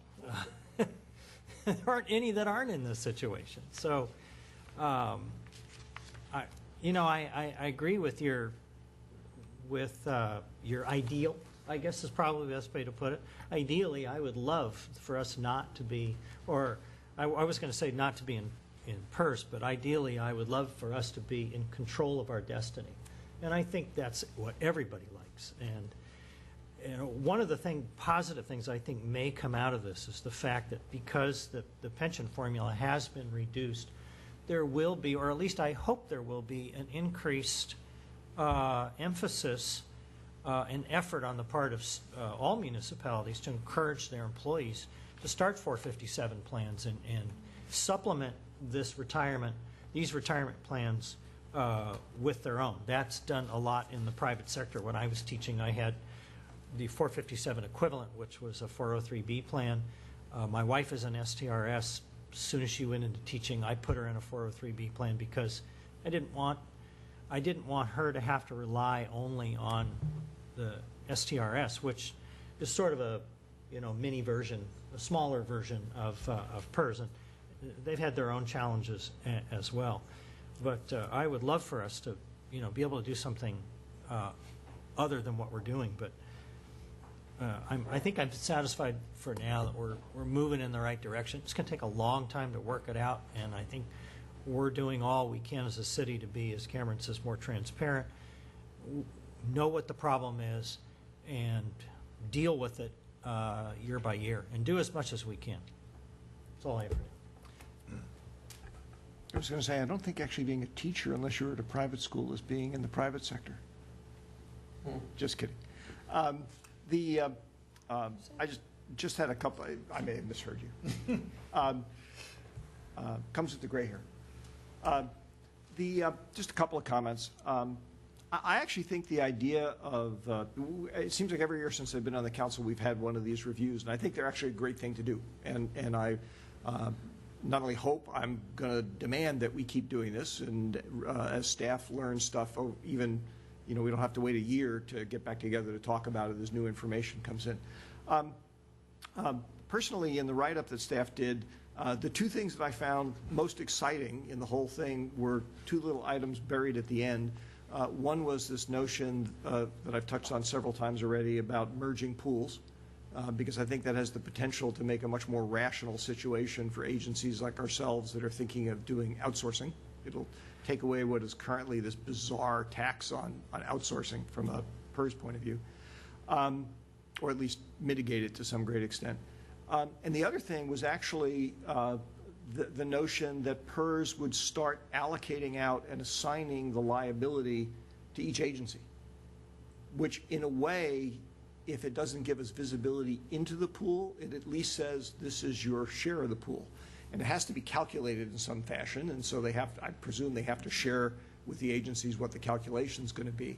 And that will give us actually a lot more information that we can then use to react to and manage. And perhaps there will come a time when we go, the stars are aligned such that we can buy out, we can get out. First step in that is getting visibility into what our liability is that we're having to buy our way out of. Right now, yes, they tell us what our liability is, but as Ron was saying, they kind of make up the rules. And for the life of me, I think their rules are logically inconsistent. They're logical in the sense that they work to PERS's benefit. They're not logical in terms of an agency on the outside trying to get a rational answer to what we really owe. So I think we keep doing these kind of discussions. We keep looking for opportunities to optimize the finances of the city. If there presents an opportunity for us to get out, then we'll get out. I'm not sure that that's today, though. And the only other comment I was going to make is just reacting to some things I heard up here, which admittedly are not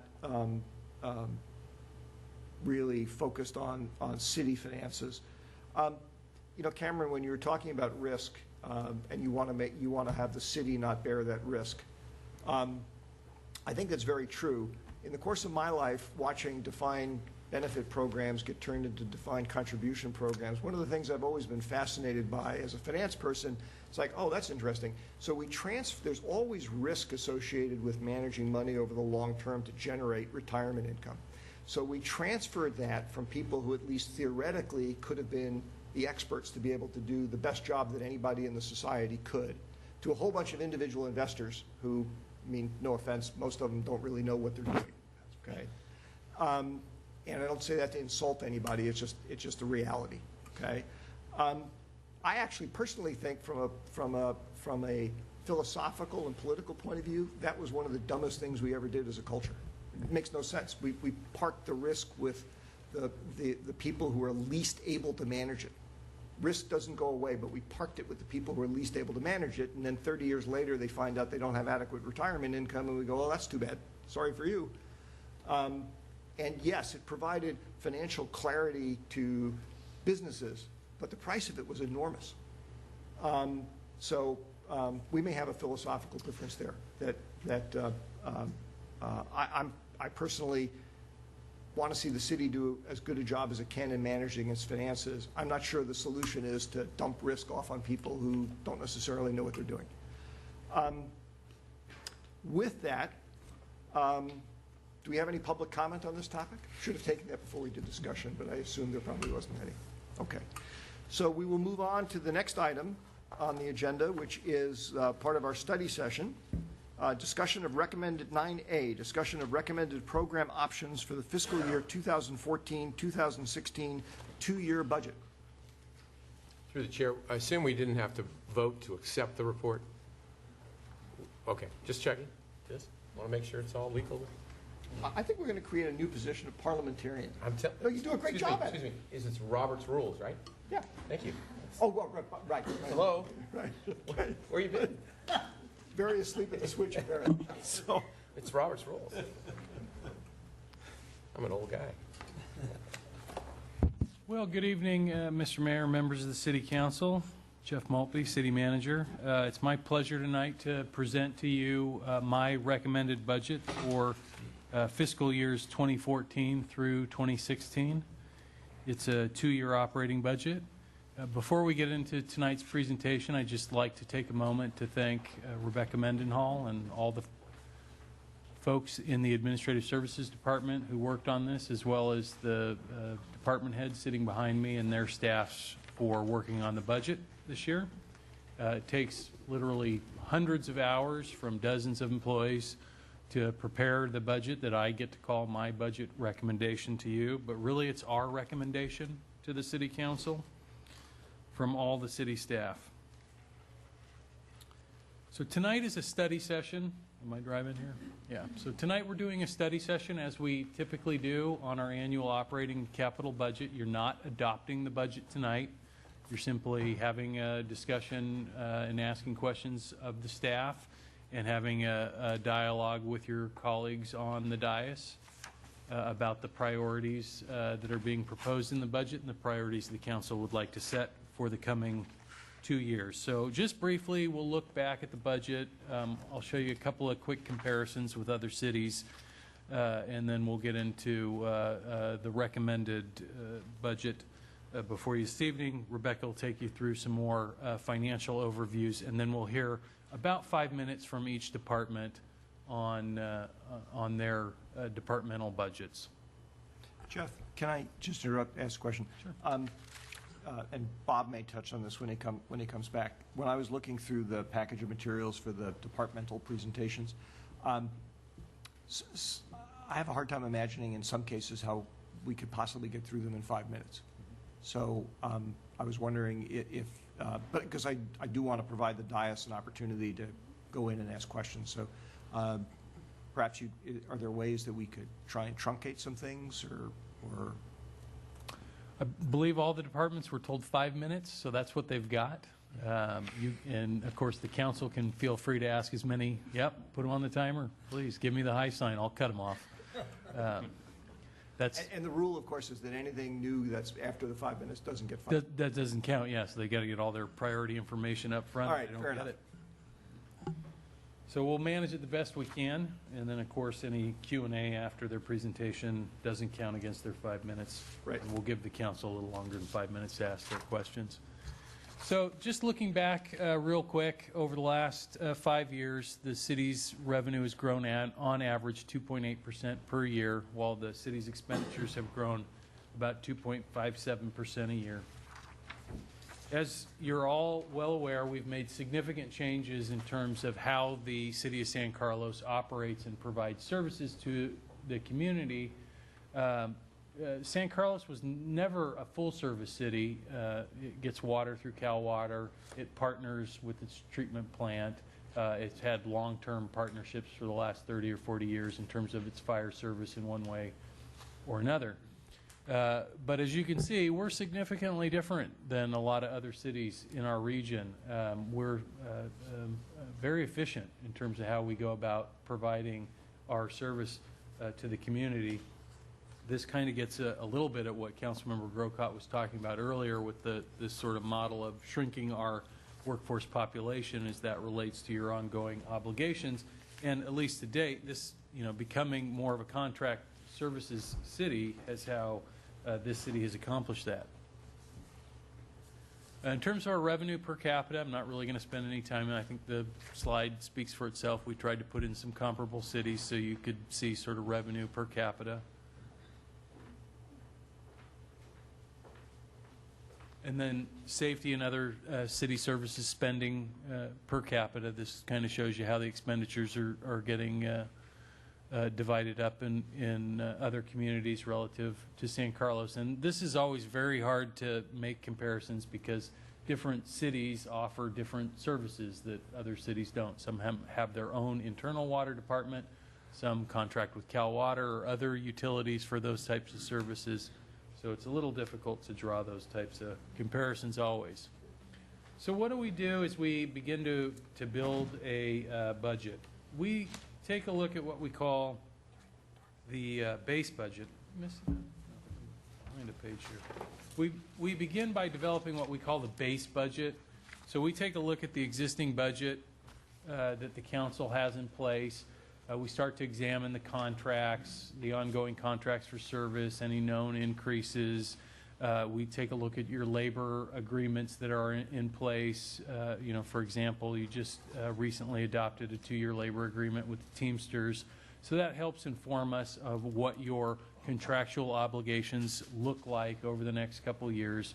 We take a look at existing contracts and the history that we've got. Say, take for instance your contract with Redwood City for fire service, or San Mateo County for police service. We talk to those organizations. We try to get a sense as to where those contracts are going, and we begin to start to build a model to predict the future. And ultimately, that'll determine, whether or not we're starting to see a surplus or a deficit as the base budget unfolds.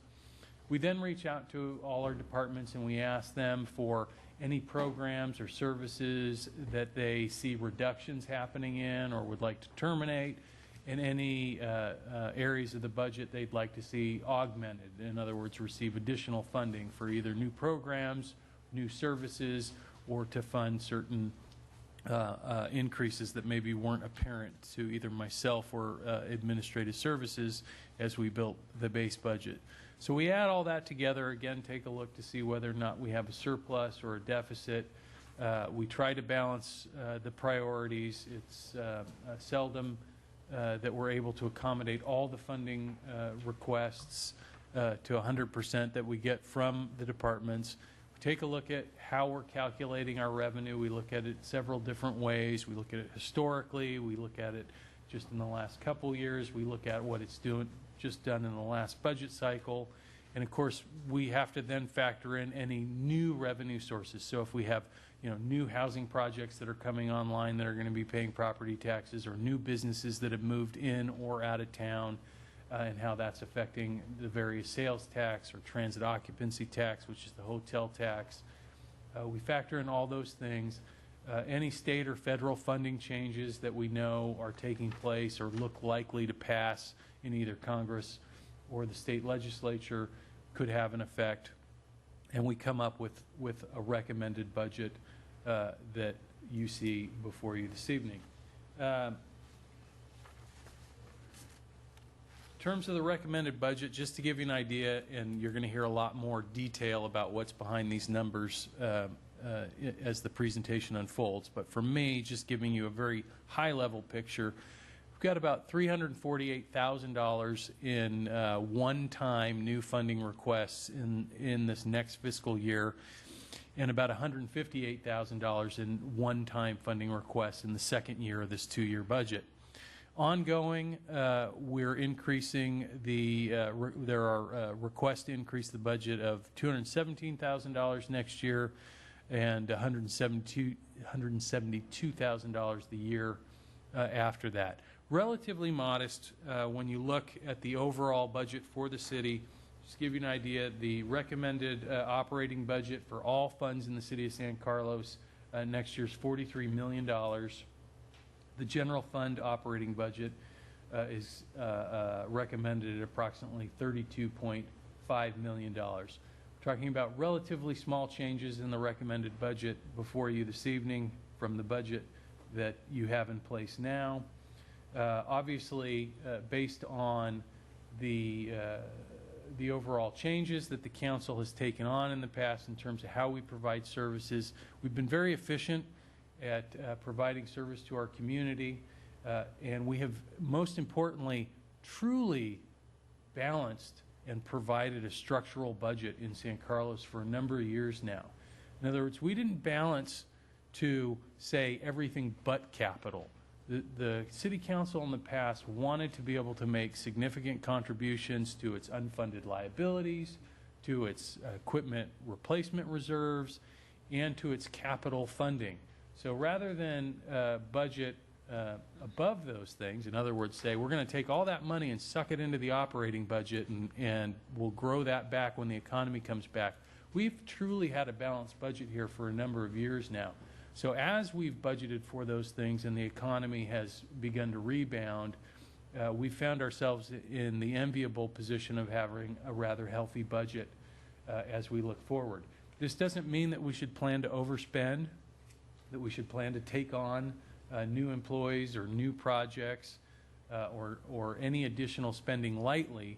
It means that we find ourselves in a healthy position, and again allows us to take the opportunity to have a very thoughtful and measured approach to the next 2 years and what we can afford to spend and what we can afford to provide the residents and businesses and property owners here in San Carlos by way of municipal services.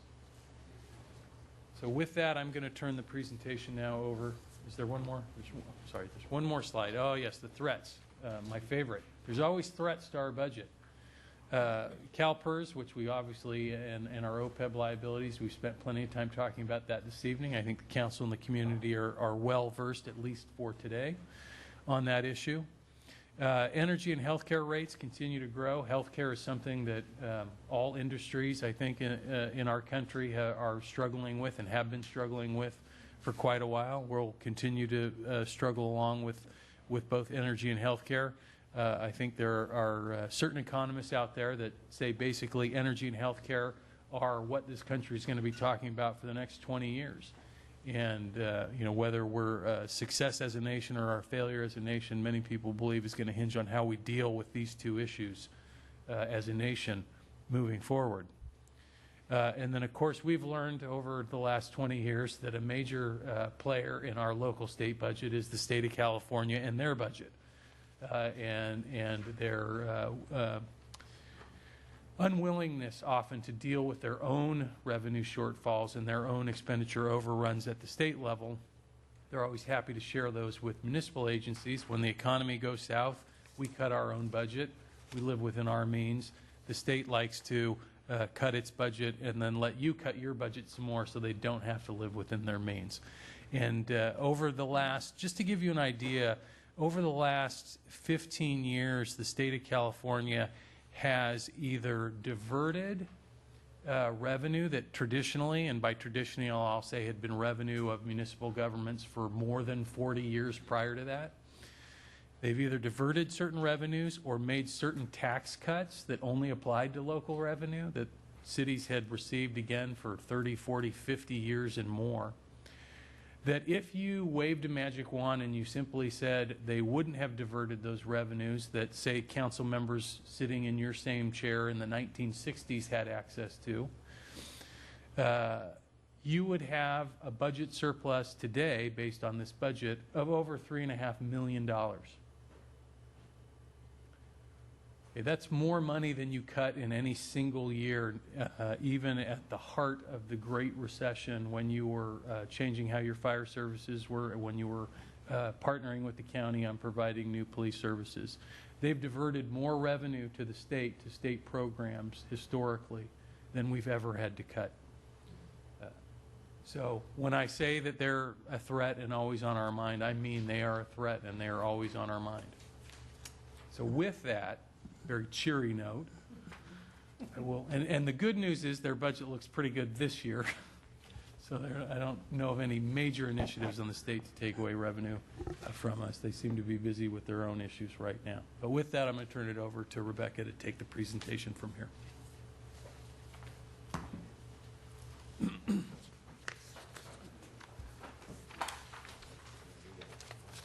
So Rebecca Mendenhall, Administrative Services Director. I'll be explaining the assumptions and the changes from the current budget, as well as the recommendations. So the general fund is the primary operating fund of the city. It's used to account for most day-to-day activities, including general government, public safety, parks and recreation, traffic and street maintenance, and community and economic development. The fiscal year 2015 base budget revenues reflect an increase of 9% from the revised 2014 budget.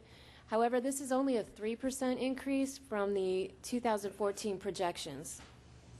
The fiscal year 2016 base budget revenues reflect an increase of 3.8% from the 2015 budget. So overall, in general, the revenues are reflecting the growth in our local economy. That being said, some of the highlights are we do have a decrease in our current charges for services in fiscal year 2015, and that's primarily due to the termination of the Half Moon Bay Recreation Agreement, which is then offset by an increase in plan check volume. Fiscal year 2016 revenues are projected to be at the same level as 2015. Fines and forfeitures reflect a decrease, generally due to the decline in vehicle and parking fine revenues. Licenses and permits reflect increases over the current budget, primarily due to the increase in the volume of permitting activity, the new encroachment permit, admin fee, and anticipated large-scale development projects. Other taxes reflect an increase based on trending data over the past year. Property taxes reflect increases based on the general assessment rolls and information provided by our third-party consultants. Similar to property tax, sales taxes reflect increases based on the latest trending information, as well as information provided by our third-party consulting firms. Transient occupancy taxes, or the hotel taxes, also reflect increases, and this is based on the last 6 quarters of trending data. And finally, vehicle and lieu revenues have been adjusted based on information directly from the County Controller's Office. So this bar chart reflects the revenues for both years as a percentage of the total. As you can see, property and sales taxes account for about $16 million, or 53% of our total revenues. Hey, Rebecca, can I just ask one quick question to pause on that? So it looked like, as you projected out from 2014 through 2016, the biggest gains were you had basically about a 20% rise in sales tax, and you had a pretty significant increase in licenses and permits. Mm-hmm. So, I mean, that just takes the view that the economy is expanding. Like, a lot of the marginal growth that you see in revenue is just coming from economic expansion. Is that right? It also, for the licenses and permits, it also accounts for some of the larger development projects that we're anticipating. Okay. Okay. I note that Jeff on his slide didn't have the economy as a threat to the budget, but it seems like the projections are largely driven based on the assumption that the economy is going to continue to grow. And it's just something that I think we should be aware of and not, step forward just blindly believing that the economy is going to grow for the next 5 years. So. And also, as part of our strategic plan, we're going to be working on a long-range financial plan with another consulting firm this summer. So we'll be looking at the economic trending data in that as well. So our fiscal year 2015 base budget expenditures reflect an increase of 4% from the revised fiscal year 2014 budget, and the 2016 base budget expenditures reflect an increase from 2015. Salaries and benefits have been funded at 100% based on all current known MOU provisions. Pension and other post-employment benefits have been budgeted based on current CalPERS rates and the estimates related to our new actuarial reports that I discussed earlier tonight. Legacy obligations related to the former police and fire departments, those have been budgeted based on information directly from PERS, as well as the OPEB information that we received from the Belmont San Carlos Fire Department. Base operating expenses have been increased at 2%, with certain professional services contracts increasing by 3% for known contract arrangements. And capital outlay, or this is basically our funding for furniture and fixtures in the general fund, has been increased by 2%. It's a very small amount, and separate from our capital budget, which we'll be discussing later. So this chart reflects the base budget expenditures by department as a percentage of total. You'll notice that public safety is 52%, or a little over $16 million, which is approximately the same amount as our two largest revenue sources, property and sales taxes. While property and sales taxes are not specifically used for public safety, we've been using this as a benchmark for several years just to see where our money has been going. So this table represents the city manager's recommendations included in attachment 2 of your staff report. Each of the departments will discuss their requests as part of their presentations. The total recommended additions to the base budget total $285,000 in fiscal year 2015 and close to $231,000 in fiscal year 2016. If these are all funded, the fund balance will be $10.9 million in fiscal year 2015 and $10.5 million in 2016. One quick clarification. Police and fire are now an operating expense and not salary and benefit, is that right? That's correct. Okay. Can we hold questions till the end of each presentation, please? So moving on to the sewer fund. The sewer fund is used to account for sewage treatment, transmission, major replacements, and improvements to the city sewer system. The revenues from rates can only be used for sewer-related projects. The revenues have been budgeted based on the rate increases that council approved in 2013. Similar to the general fund, there are specific employees that are assigned to this fund, and those salaries and benefits are budgeted based on all known MOU provisions. The Silicon Valley Clean Water Plant operation, formerly the SPSA, expenditures are based on the latest cash flow projections from our consultants. And the bond payments include the debt service payment related to the new 2014 bonds, as well as the estimated state revolving fund loans. And there's a portion in here that's related to capital that the Public Works Director will be discussing further later tonight. At this point, we're not recommending any changes to the sewer fund operating budget.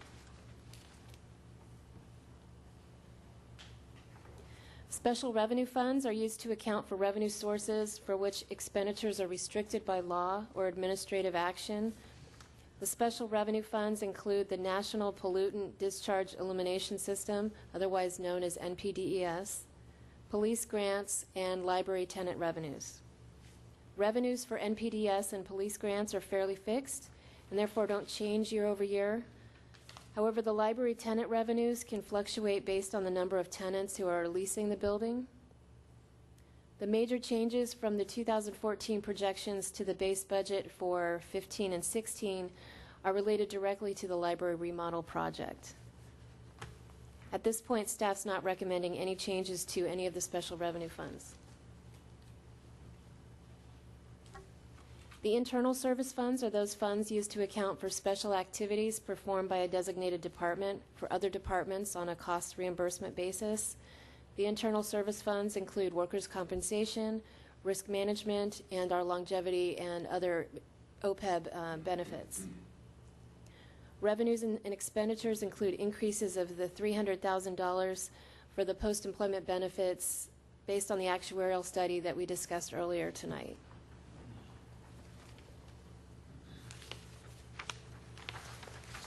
So in summary, the recommended budgets for all of the operating funds are shown here. Under the GASB 54 presentation for fund balances, the fund balances are split into several categories.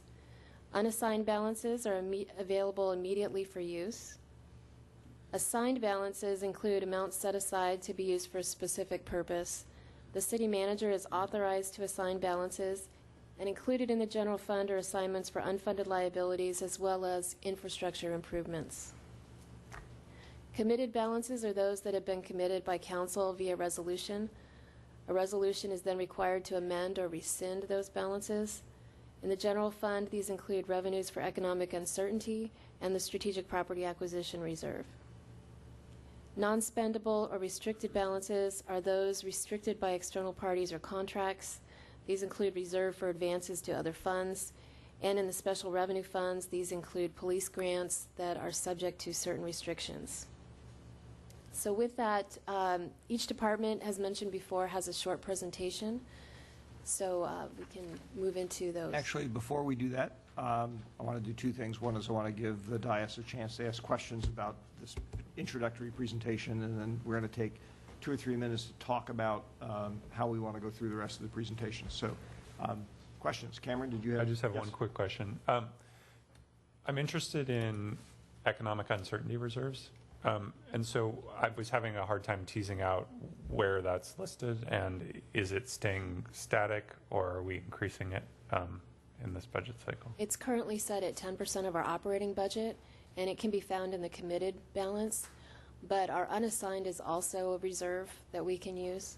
So if you factor that in, it's about $6 million, which is close to 20% of our operating budget. So the committed deployable with council action is the economic uncertainty reserve, is that? Yes.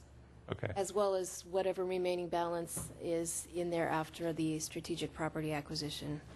And is it staying, you said it's set at a percentage of the budget? So as the budget is increasing, we're also increasing the economic uncertainty reserve, is that correct? Yes. Okay. Any other questions? Matt? Just one question. When you said the operating expenditures were based on current MOUs, and I've been critical in the past of the budget, including assumed increases for operating expenses based on where staff assumes the council may go in labor negotiations. So what's in there now? The budget assumes the agreements that are already in place. I heard that part. And it makes other economic assumptions that I see as likely to take place. So it's exactly the same as it's always been. Every budget that's ever been adopted by this city has had the same type of assumptions in it as it relates to personnel costs in the future. I think I understand that answer. Okay. Any other questions? Okay, what I wanted to do before we get into the departmental presentations is our pension fund liability discussion ran a little bit longer than was expected, which is fine. It's a very important issue. But in terms of managing our time and simultaneously not insulting staff, I guess for lack of a better term, I want to make sure that folks are, I had an idea I wanted to bounce off people, which is that we would ask the departmental presentations to focus on the changes, the new things, either increases or decreases that they would like to propose for the next 2-year budget cycle, and try and minimize the portion of the presentation devoted to highlighting work that's being done and the charter, basically, of each department. that's based on the presumption that we have a varying degree of experience here with city services, but I think in general, we have a pretty good idea what each of the departments does. Is that acceptable to the dais, that we do that? Because what I'm concerned about, frankly, is in addition to the operating budget, we've got the capital budget to go through too, and I'm sure there are going to be line item by line item questions on that. Mr. Mayor, I asked a lot of questions over the weekend that got answered today, so a lot of those I really don't feel like I need to answer or Okay. have answered, All because right. they've been answered, so my questions will be limited, Okay? if any. Yeah, I'm fine with the plan. You're fine with what I outlined? Okay. So, again, I want to apologize to staff just because of the way the timing of the earlier item went. It's nobody's fault. These things happen. We need to have those kind of discussions. So as you do your presentations, I am going to be reading all the stuff that you gave me, and will probably show up in your doorstep asking questions about things that you may not touch on in great detail. But if you could try and focus on the forward-looking elements of what we're doing here, that would be greatly appreciated. Does that sound reasonable, Jeff? Or maybe not reasonable, is it understandable? I think it's understandable and reasonable, and I'll do my best to kind of help coach the presentation through to meet that expectation. Great. So who's up first? I get to be the You first are. to go. Okay. Hi, Tara. Good evening, council. My name is Tara Peterson. I'm the assistant to the city manager. My 1-minute presentation will now be 30 seconds. So I will Okay, you're up. go to the one item that we're suggesting a change, which is an additional $50,000 for a climate action plan. This is a plan that we need to update every 5 years, so we'll come back to council every 5 years to request funding. Okay. I'm also going to allow people to ask questions on each item as we go through. I think that will be a little faster than waiting to the end. Are there any questions about the city manager's department presentation? Yes, Matt. 2 questions. One, there was some discussion at an earlier council meeting about this kind of thing, and for the sake of moving ourselves back from the political debate about global warming, not global warming, and so forth, is changing the title of these things to something else besides Climate Action Plan. Can we do that? I don't know if the council has an interest in doing that. I know I certainly do, but I don't know if the council does as well. So, I mean, I'd like to respond to that briefly. My understanding, and Tara, you can correct me if I'm wrong, is that the Climate Action Plan is part of a statewide effort for municipalities to create climate action plans, which are essentially on this 5-year cycle and rolled up and part of a sort of effort by the state of California to help reduce energy uses and greenhouse gases. And so it is, we're participating in a larger effort, and therefore the label of what we call it has meaning in that context. Is that right? Yes, yes. However, internally, we could call it Energy Conservation Plan or something if we wanted, I suppose. I don't know. I just get, maybe I've had my say here, but I just... Well, let me do this in the interest of honoring the request. Is there support on the dais to look further into Matt's request? I think, Cameron, you've indicated, I'm going to read into what you said, no. I'm actually fine with it being Climate Action Plan. How do the rest of you guys feel? Climate action plan is fairly neutral for me. It's fine. Okay. And the other question I had was, you indicated in your report that there is an alternative where we could either do nothing or perhaps do something scaled down so that we don't have to spend $50,000. Maybe we spend $25,000 or $12,000 or... Well, I am looking at options with a consultant as well as with the county's RICAPS, which is a suite of measures and information and support that we can take advantage of. So I'm looking at trying to work with the individuals within that organization to see what I can do to reduce this $50,000. Well, let me ask this question, and a follow-up to that is, I know part of this, the reason we belong to ICLEI, which is anathema to me as well, and pay them, I think, $600 a year, is so that they can provide us with numbers. And then I have an understanding from Belmont that they don't belong to ICLEI, and they get the same numbers through PG&E. So I don't know if there's any help that you could get from that direction as well. I just throw that out there. I can certainly look into it. Okay, so I don't know if I guess, how are we going to do this, Mr. Mayor? Are we going to discuss each item and decide how much we want to spend on these, as they present and say, well, this is an up and this is a down? When are we going to respond to all of this? At the end? I view this phase of it primarily as asking questions. Okay. Okay, and then. And then we can circle back and discuss as a council what we want to do with each one of these. There are changes that people want to propose. Right. Okay. All right. Thank you. All right. Greg. Thank you, Mr. Mayor and City Council. You can see on page 5, I'm going to skip right to page 5 of the report. The city attorney's overall operating budget is going to be unchanged for fiscal year 15. The revenues are allocated from other city funds, and the expenses are mostly for legal services. There's some outside counsel services included in that budget. I'd like to note that because the city has a contract with my firm, there's no overhead allocated to the services that we provide. Our staff at my law firm, phone calls, all those phone systems, internet, all those types of costs that would be ordinarily incurred by an in-house city attorney office is not included. It's all included in the rate for the retainer and the extra services that our firm provides. And you can see the program summary, what the city attorney does. There's a lot more to it than that, but this is a limited presentation. So any questions the council has about my budget? Just a quick question. Legal services can grow or contract depending on litigation. So how have we done that in the past? And when you said the budget was unchanged, that surprised me because we spent a lot of money last year on PG&E.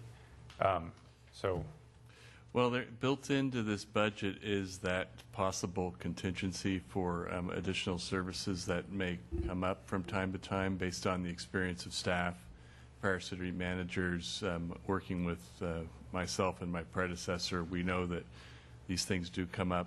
Sometimes litigation occurs, sometimes an event occurs, as you alluded to.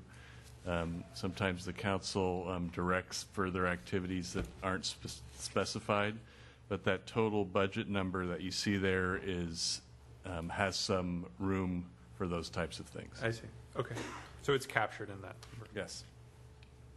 Other questions?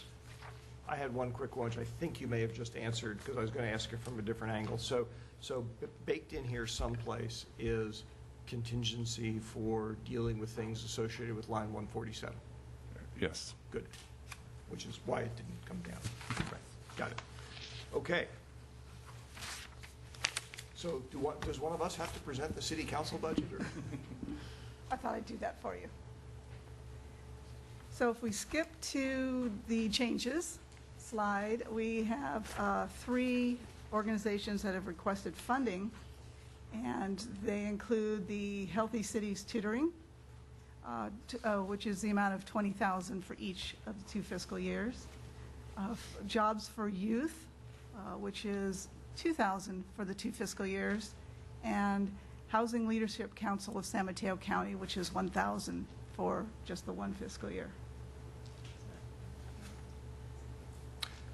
Is there money, perhaps not here, but someplace in the budget for, what's the organization, Sustainable San Mateo? I believe, yes, under the city manager's budget, we do have that. It's in different places. Mm-hmm. Other questions? Just a quick one. Can you clarify exactly what it is that the Housing Leadership Council does for us? Either directly or indirectly?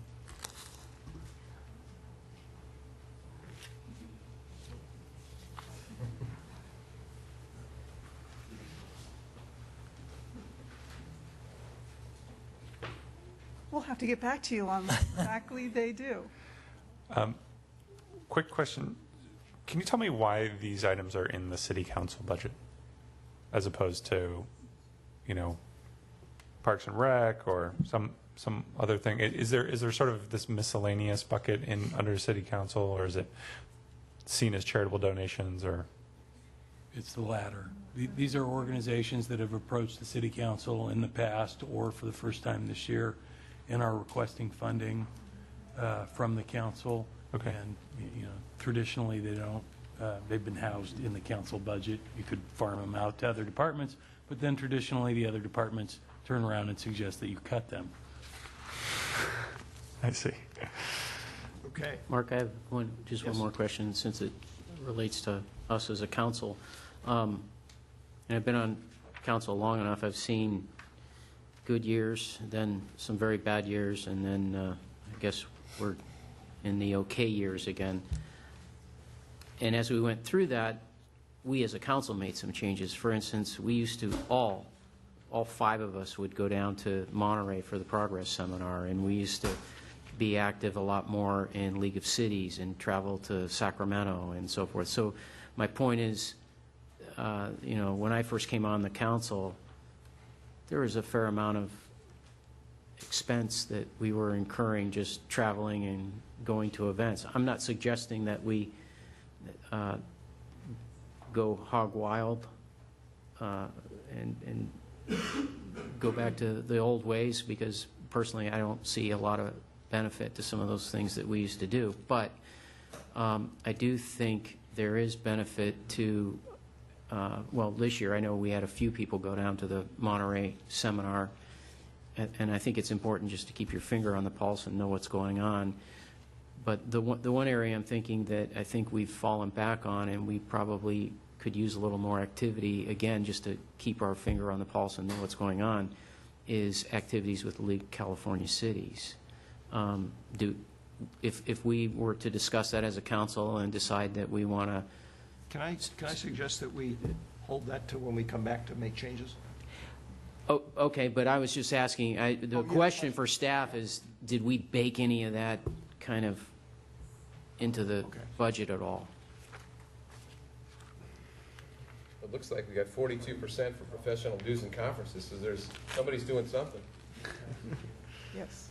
Or getting reimbursed. The budget does have money for reimbursement to attend those types of events, as well as pay the membership for the council and the League of California Cities. So there is funding there. Whether or not the council would like to increase it would be your discretion. I don't believe we've exhausted that funding for quite a while.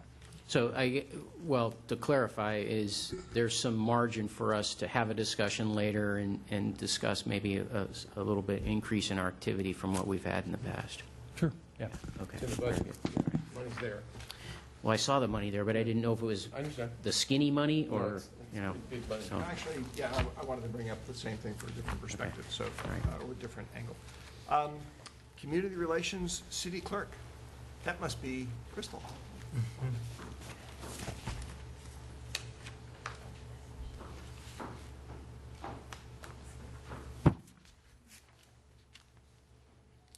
Good evening, Honorable Mayor and City Council. Crystal Moy, City Clerks and Community Relations Director.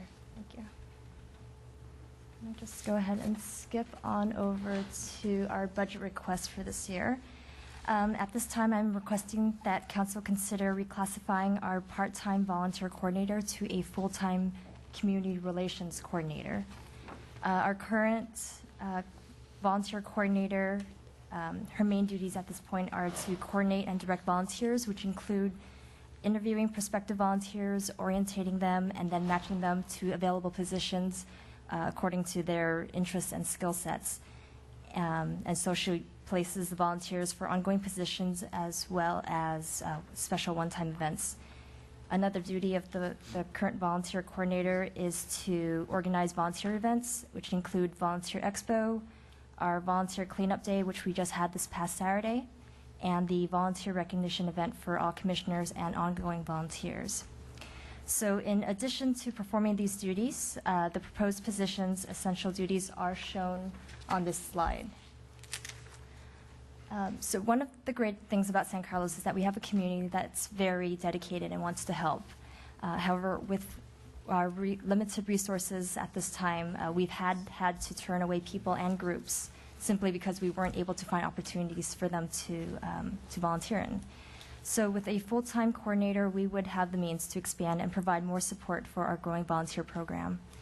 Another essential duty for this position would be to keep the community informed on city plans and projects in a timely manner by working with all city departments using mediums such as our community newsletter, the latest news section, which is on the front page of our website, and pushing out information through e-notify and social media. And this would address the public's growing demand for timely updates from the city. Another essential duty would be to develop, plan, and implement opportunities to improve public awareness of and involvement in city programs and services.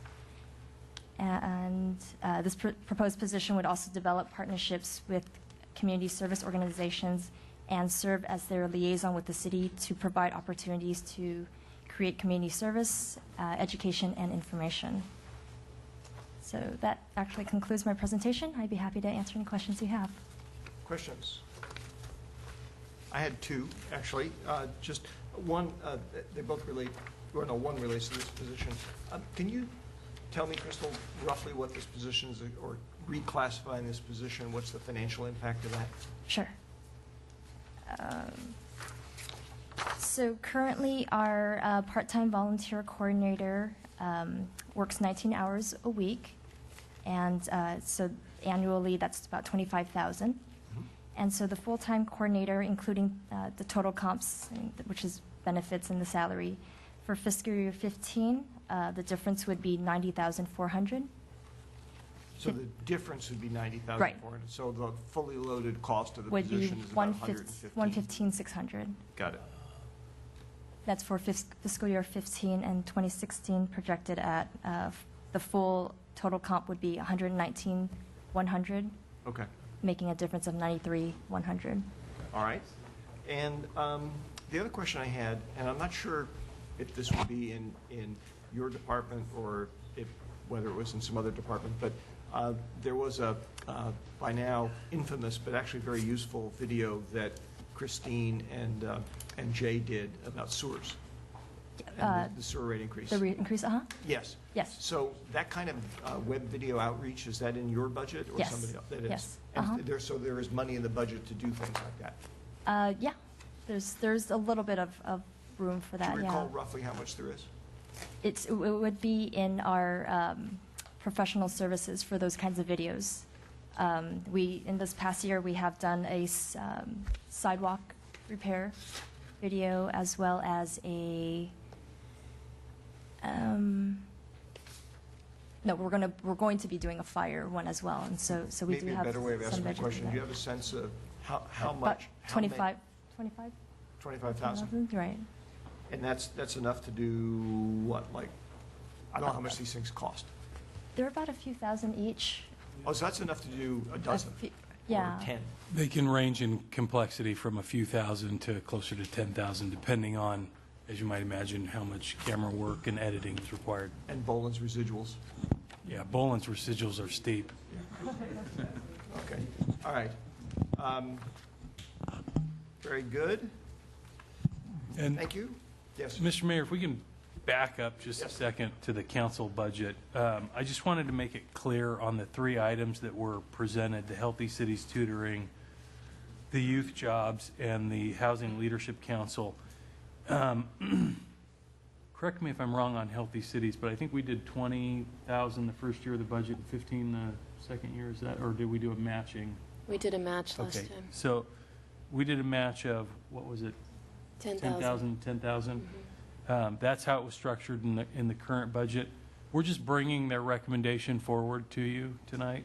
In terms of Youth Jobs has asked for $2,000 from the city every year for as long as I can remember. The city has always funded $1,000 a year. And the Housing Leadership Council, I believe, has asked for money before, but the city has never funded the Housing Leadership Council. There are a few cities that do. Just to put that in context for you. Okay, thank you.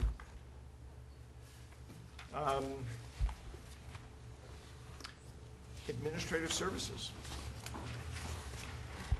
So in the Administrative Services Department, we're not requesting any changes tonight, so I can skip through my slides. Just one thing I want to mention is that I believe most of the council is aware of this, but I don't know if the members of the public are aware that as part of the city's continued pursuit of shared services, our finance department also does the financial services for the SBWMA and CCAG. So we are doing more for other agencies as well as the city. Okay. Thank you, Rebecca. Community Development. Mr. Savan, how are you? Very good, Mr. Mayor, members of the City Council.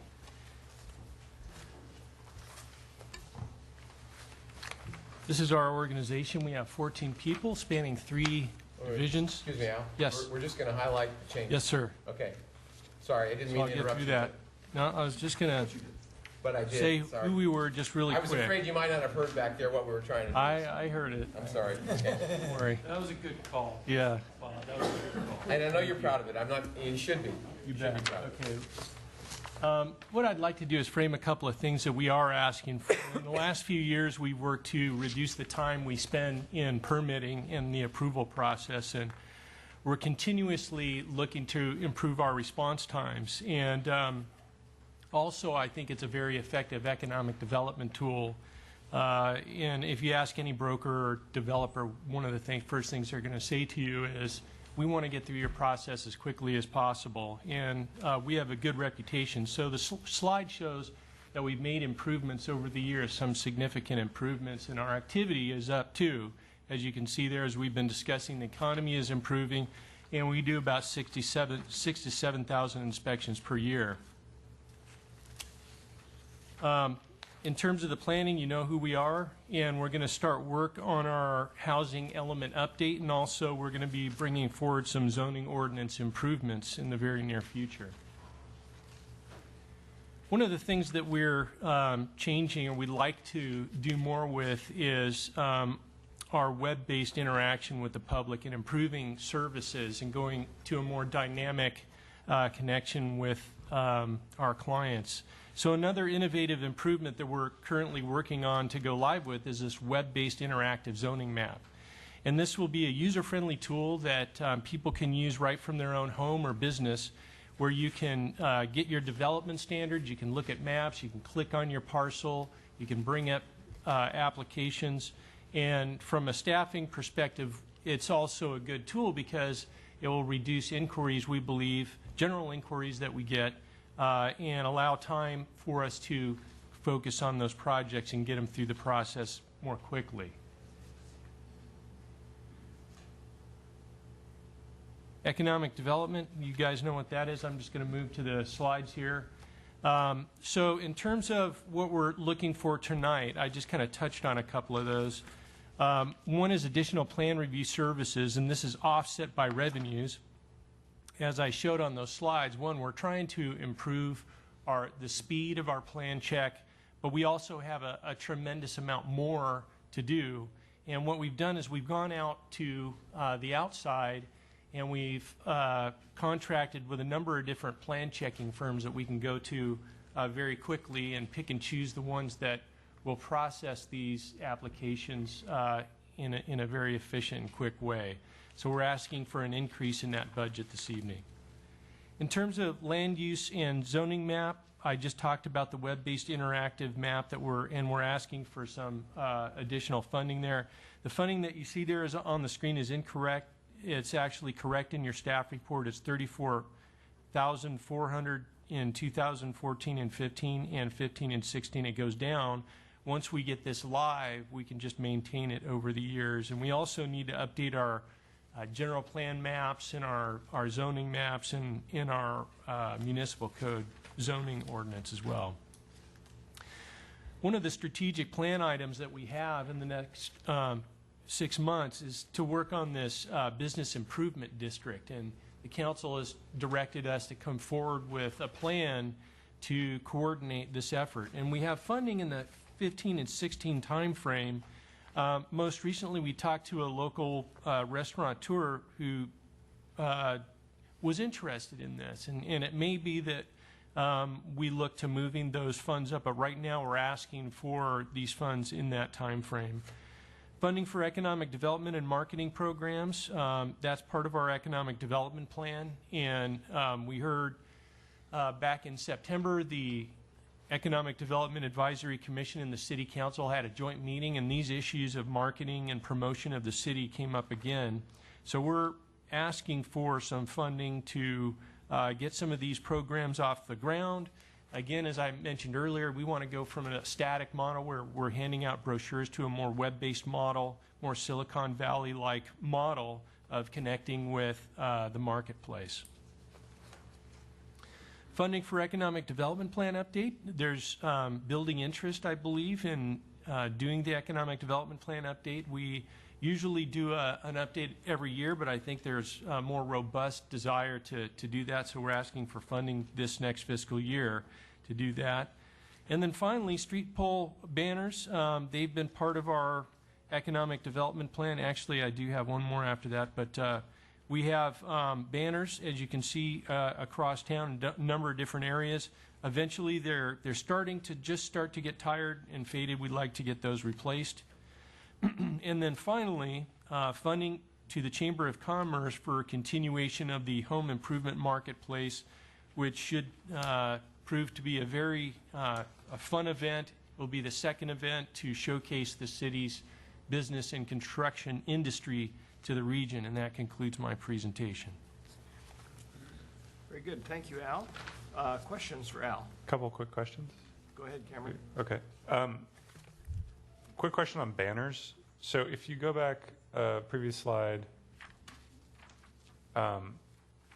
you have, under funding for economic development marketing programs, you have marketing banners in 2014, marketing banners in 2015, and then you have street pole banners on the next slide. Are those the same thing?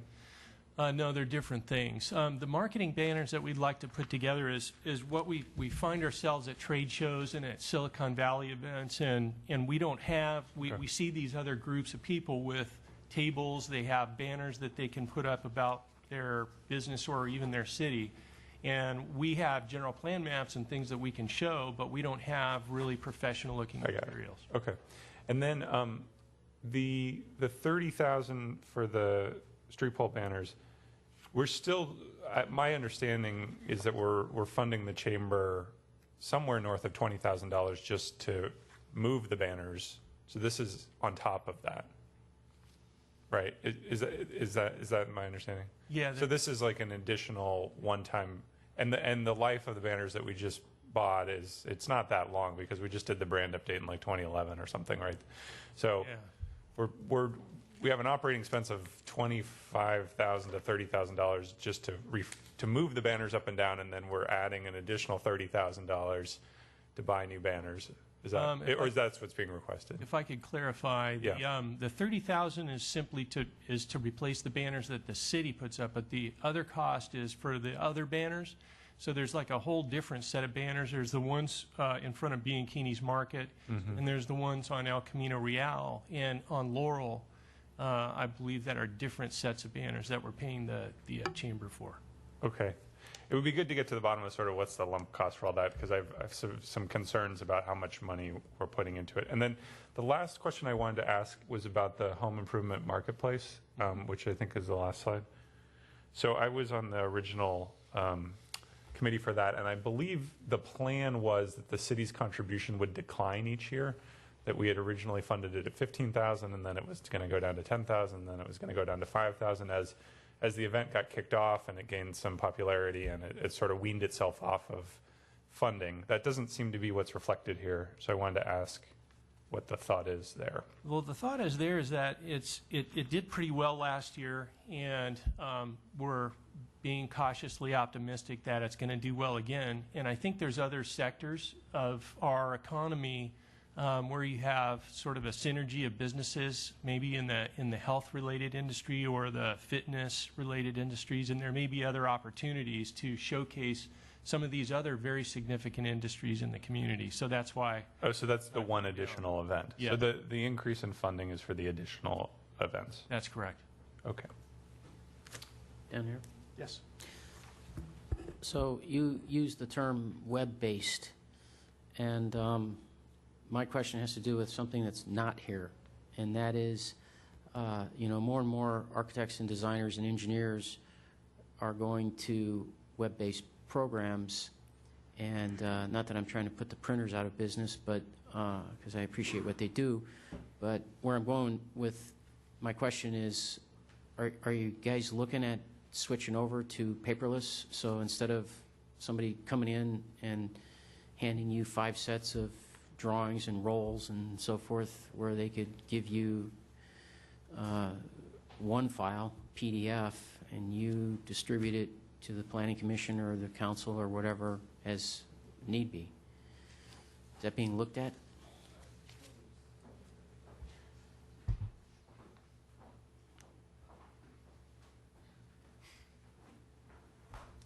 Good evening, Chris Valley, building official. We're actually already doing that. I'm utilizing PDFs through architects for pre-reviews, and also forwarding, excuse me, to other staff as well, and vice versa. So it's there. However, using it for plan check, we're still kind of sifting through that and see how well that would work. Excuse me. Okay. So there's no real need for money for a project to convert over or anything like that? I would say not at this moment. Or, I don't know, maybe we look for savings down the road because we don't have to store so much paper. But I see us going in that direction. Okay. All right. Well, I just wanted to ask, and glad you're thinking about it. Yep. Thanks. Other questions? I had one last question. Hey, Al, on the economic development plan update and hiring a consultant for $30,000, is that RSG? Well, it could be RSG. We also have another contract with another group called Strategic Economics, and it's really, it depends on who we think would plug in better. So it could be them, could be somebody, this other group. Because I was just wondering whether, RSG is providing ongoing sort of flexible economic development services since we've been down a staff person. And I wondered whether this would be covered under that, existing contract and appropriation, or is it necessary that we need, additional funding above and beyond? Yeah, I think we do. And also there's publishing costs and things like that that go into it. Okay. I had a couple of questions. Just one, I was curious on the budget request for the building division, additional plan review services. Am I reading this correctly, that it looks like we're operating at a profit? That's correct. That's pretty cool. I didn't think we could do that.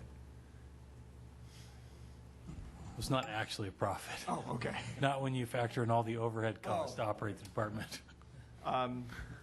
There you go. What money, roughly, in terms of overall resources, how many resources are we deploying against new business development, business retention, that kind of thing?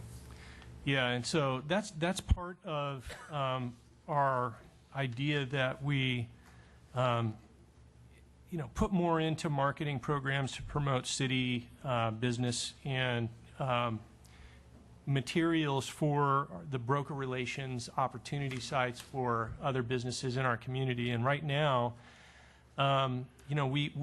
we want to do this, and in fact, it's part of our economic development plan, and I think that's what we heard from the City Council and the Economic Development Advisory Commission at your September meeting. But we just haven't had the funding to actually implement some of that stuff. So that's what we're asking for tonight. And the material side, the sort of tangible stuff I see, I guess I didn't phrase my question clearly. The human resources to go after that. It's not just a matter of materials, because it seems to me that this is part of the business that is a lot on contacts and follow-up and knocking on doors and whatnot. So I'm kind of curious about how many FTEs we have devoted to that in this budget. Well, we actually have 2 FTEs, but we only have 1 on staff, and that's Odessa Bitbidal. And so she's been doing a lot of this outreach. And so we've been doing what we can, and actually we've exceeded our expectations there. But we are down a staff person. We're out to market right now, and we should be doing interviews in the next couple of weeks to get another person in. And I think at that point, we'll be able to devote more resources to this. Okay. Quick question on, following up on Cameron's questions about the banners, and I'm talking here specifically about the, not the ones that are changed by the Chamber of Commerce, the ones that are hanging sort of statically from the flagpoles. Do we have any evidence that those actually have an effect? Well, I think that data measurement of their effectiveness is somewhat subjective. On the other hand, I mean, what we look for is retail revenue increase. I mean, that's a measurement that we look to, and we know, of course, the economy is good. Perhaps some of that could be attributed to the marketing materials and branding materials that we have. We know that there's a lot of businesses that want to locate in San Carlos, and perhaps this, when you come into San Carlos, there's thousands and thousands of people that drive into San Carlos each day, and I think the banners are not really intended necessarily for the citizens or the businesses that are here, but for the thousands of people that come through our borders and really don't know who we are. So it's a way to put yourself out there and capture the attention of a larger audience, and it's very cost effective. So again, it's a little bit more subjective in terms of measurement, and it's more about advertising in a cost effective way. Okay. And then last question about the budget request to the Chamber to continue the home improvement marketplace and a new event. And Jeff, this may be one that you're better positioned to respond to. That discussion we had with the head of the Chamber. David Bouchard. David Bouchard, thank you. Does this address the issue he was raising, where he was looking for a new funding source and his solution was to do a year-round farmers market? Or we still have a hole there? No, this doesn't address that. It does not address that. Okay, fair enough. All right, thank you. Thank you, Al. Next up, Dr. Boland. I call everybody doctor. Tell you the story later. Thank you, Mr. Mayor, members of the council. Christine Boland, Parks and Recreation Director. I'll go slowly through my cute photos down to the last slide here.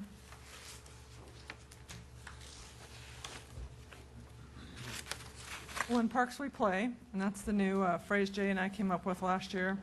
And in order to play, we're looking for some funding for promotional marketing materials for 1 year only, similar to economic development, just to have a cleaner and fresh look in all of the things that we do. That's for 1 year only. We are requesting $25,000 in each year for funding of our annual community events, Goblin Walk and Night of Holiday Lights. And of course, that would be offset by potential sponsorships that we pick up along the way. We're requesting funding for preschool and after-school material programs and to supplement our snacks in the amount of $5,000. And we wanted to book our revenue anticipated in July for the new bocce ball courts.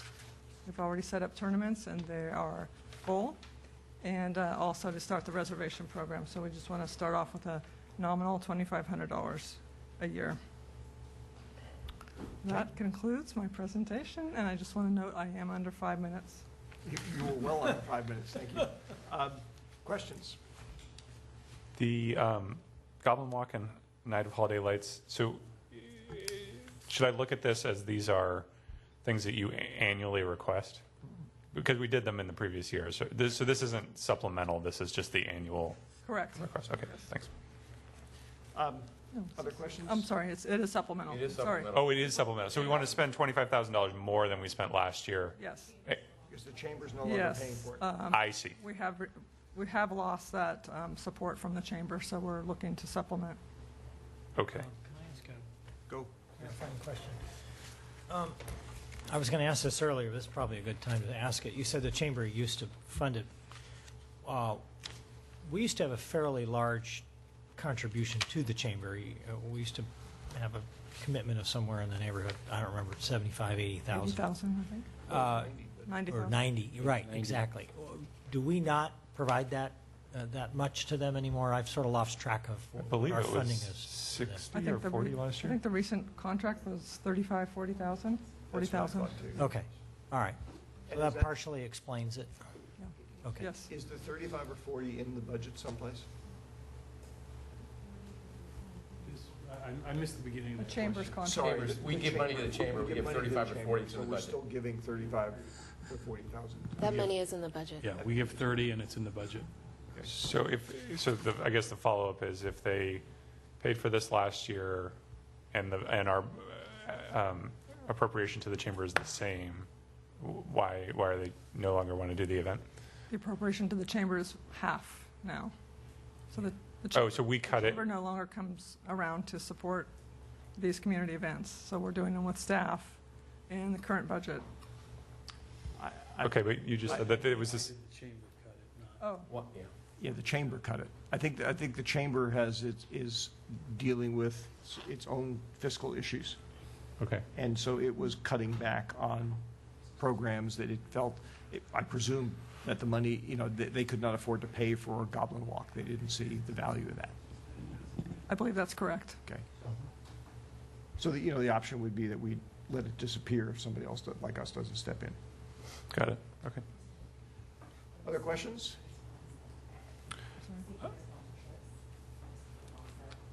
Yeah. All right. Sorry, one last question. Sorry. In your previous slide before this one, you talk about block parties, and we've been talking a lot about block parties in the recent council retreat, and I wondered why there wasn't a request for additional funding to support kind of a block party program, since there's been a lot of discussion. I think that's coming up on the strategic plan, but I can quickly report. We just approve block parties. There's not a lot of staff time involved. Okay. We don't actually attend the block parties. So it's more of an administrative Cost. Okay. cost for block parties. That's something we want to repeat. Yeah, so we can get it for free, is what you're saying. Correct. All right, thank you. Thank you. Chief? Yeah, if you'd like me to speak for you, Chief, you have no changes in your budget. I have no changes in the budget. There are no changes in the fire budget either. Wow. Well, I actually had a question about the fire budget, but Jeff, you may be able to answer. Or Public Works. And this may be more of a long-range plan question rather than through 15, 16. I thought when we talked about the restructuring into the full relationship with Redwood City, I had in the back of my mind that costs for the fire service were going to increase over time, and that was an issue we were going to have to address. And maybe I was wrong in that. If that is going, if we can expect that to happen, is it just not happening in the next few years, or? Yeah, in talking with Redwood City, I think one of the interesting paradigms, and we kind of experienced this with the county too, was they were agencies that were a little bit behind us in terms of dealing with some of their own financial issues, and so we were sort of the beneficiary of that a little bit in the first couple of years with the county, really not seeing any increases hardly at all, and really similar experience with Redwood City. We do see some of that coming forward, but not as quickly as we might have thought. Okay. And so, yeah, we're basically within what Redwood City's telling us based on their projections built into our budget now as our projections. We look okay for the next 2 years. And now we're continuing to study station consolidation and bring those issues forward. They're still moving. They're not on hold. They're coming forward. And I expect in this coming fiscal year that we will begin to actually have some of those discussions with the council. Well, that may actually qualify as a change for the better, at least in the next 2 years. So, okay. I think we're at the end of the departments, correct? Correct. Correct, yes. Before we move into council discussion about changes and tweaks and whatnot, I do want to take a moment and again very much thank staff for adjusting the way you're doing this on the fly. I've done many budgets over the years when I used to do this for a living, and I always used to hate that when people I was presenting to did that to me. But I appreciate what you've done, and I want to emphasize again that I know that part of any budget presentation is not just the additional resources that you're asking us to approve, but it's also an opportunity for you to be able to demonstrate the value you add to the community and to the organization. And that value is very important. It's very much appreciated. I'm going to speak for myself. Actually, I'm going to speak for the whole council. I suspect that we all feel that way. Okay. And in no way, shape, or form is our time crunch here that we're trying to do so that we can actually have some more detailed discussions up here a reflection in any way on not appreciating the work that staff does. Because it is very, very important, and I know we cut off an opportunity for you guys to be able to show us what you did. So thank you. Before we move on to the capital budget, since basically what we're doing here, as I understand it, is we are giving direction to staff on things that we would like to see different from what they're tentatively proposing here. Mr. Mayor, I apologize. Could we ask if anyone wanted to public comment on this before we go into that? Certainly, we will do that. Sorry. Is there anybody who would like to do public comment on the operating budget? Okay, thank you. Let's, I know I had some things I wanted to suggest. I saw people writing notes and making comments and stuff, so I know other people do as well. Who would like to start up, or should we go through department by department, perhaps? I would suggest we just go through department by department. Let's do that. So we'll go back through and start with the city manager department, where we had some discussion. Matt, you had some discussion about the climate action plan. I don't know if there's anything you want to follow up on with that. I am just looking to not spend $50,000 on a climate action plan, and you know, if there's a way we can reduce that down. You know, to me, quite honestly, guys, you know, this is one of those things that, okay, this came along, I saw it coming, just like so many other so-called crises I've seen since I've been on the council, and I thought to myself at the time, dollar signs will follow. Here they are. And, you know, it's just one of these things from the state, and to me, I just, you know, for the average citizen in San Carlos, I don't see it giving back to the taxpayer very much, if at all. So as much as we can reduce that $50,000 down to some nominal number, that's what I would like to see done. Fair enough. I'm just going to chime in and say that I actually think that every single thing that's in the budget, we ought to try and make sure we do as efficiently as we can. The comment I was going to make about the climate action plan is, for me, to the extent, I'm not talking about spending more money than is proposed here, to the extent that we can do something that, for lack of a better term, I'll call this more actionable on a local level, has things that we can actually do, I wouldn't mind us focusing on that, making that a more prominent part of the plan. I know that a big part of this, from the discussions I had with staff before this meeting, is if we don't do this, we expose ourselves to all sorts of nasty risks and pressures from Sacramento, which is part of what you were referring to a minute ago. Yeah. But I actually do see a local component to this that if we could address, I would be happy. Anybody have any other comments they want to make or suggestions on changes? I mean, I think there's a general theme of more implementation, less planning, which which I'm supportive of. I mean, I think it's I would hate a situation where we spend money, create a plan, put it on a shelf to gather dust. I'd rather spend less money but have it actually, you know, be out there doing things that are having an impact. So I agree. So the planning budget per se is not the most important part to me. Okay. All right. City Attorney Department? So what I take from that is we leave the number at 50,000, but perhaps we're sending a message to staff that whatever they can do to not spend 50,000 is the council's I was direction. Actually, I was a little bit more nuanced on that. For me, I was saying that always try and be as efficient as you can. So don't spend everything that's in the budget just because it's in the budget.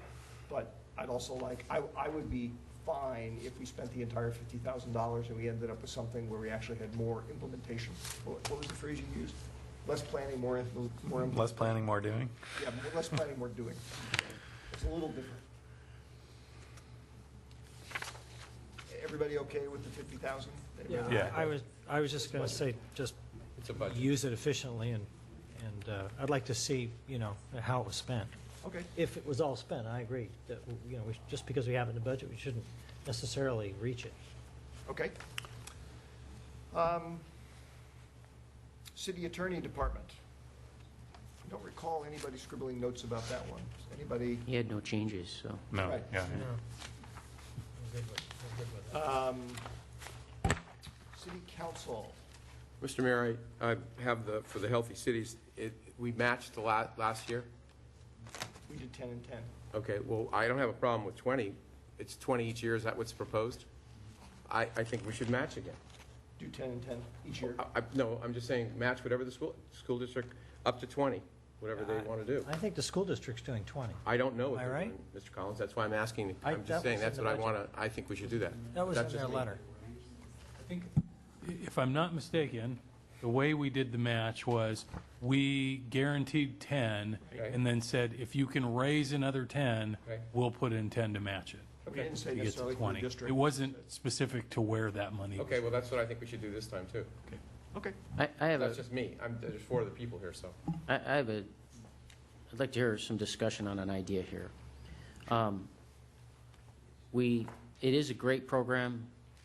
We have a lot of people in this city that volunteer and participate in it.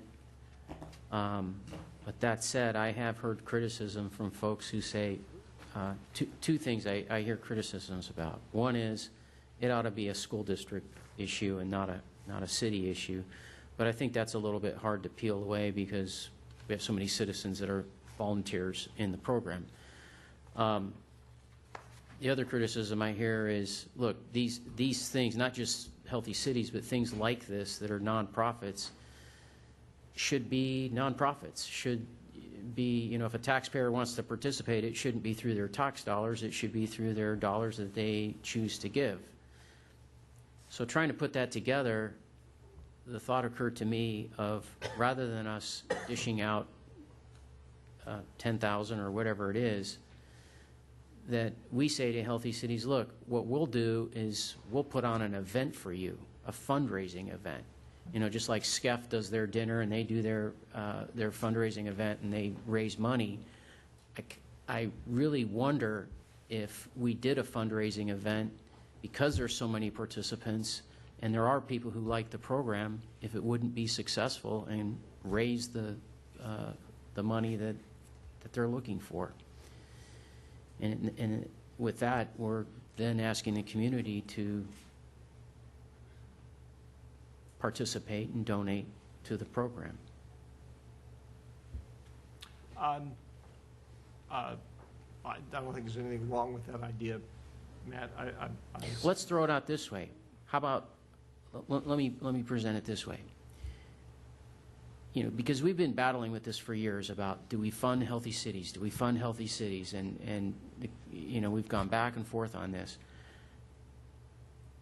Would the council be open to the idea that, okay, this year we fund Healthy Cities. We just do it like we did last year. We give a matching grant. But we send the message that, look, we want to peel away from this. We want it to be more of a community, the community's giving to the program, and the program survives because the community gives to the program, not through their tax dollars, but through donations and so forth. So we would look for next year to put on some kind of event, and we would have a year to plan it, look at what it would cost to put on such an event and so forth, as a way to extricate ourselves from. Can I just make a brief comment? Yeah. So I'm a big supporter of Healthy Cities. They are. I am too. Yeah, and they so and I don't want to. Yeah, and they are moving in that direction as well. So they are a nonprofit. They've brought on a development director.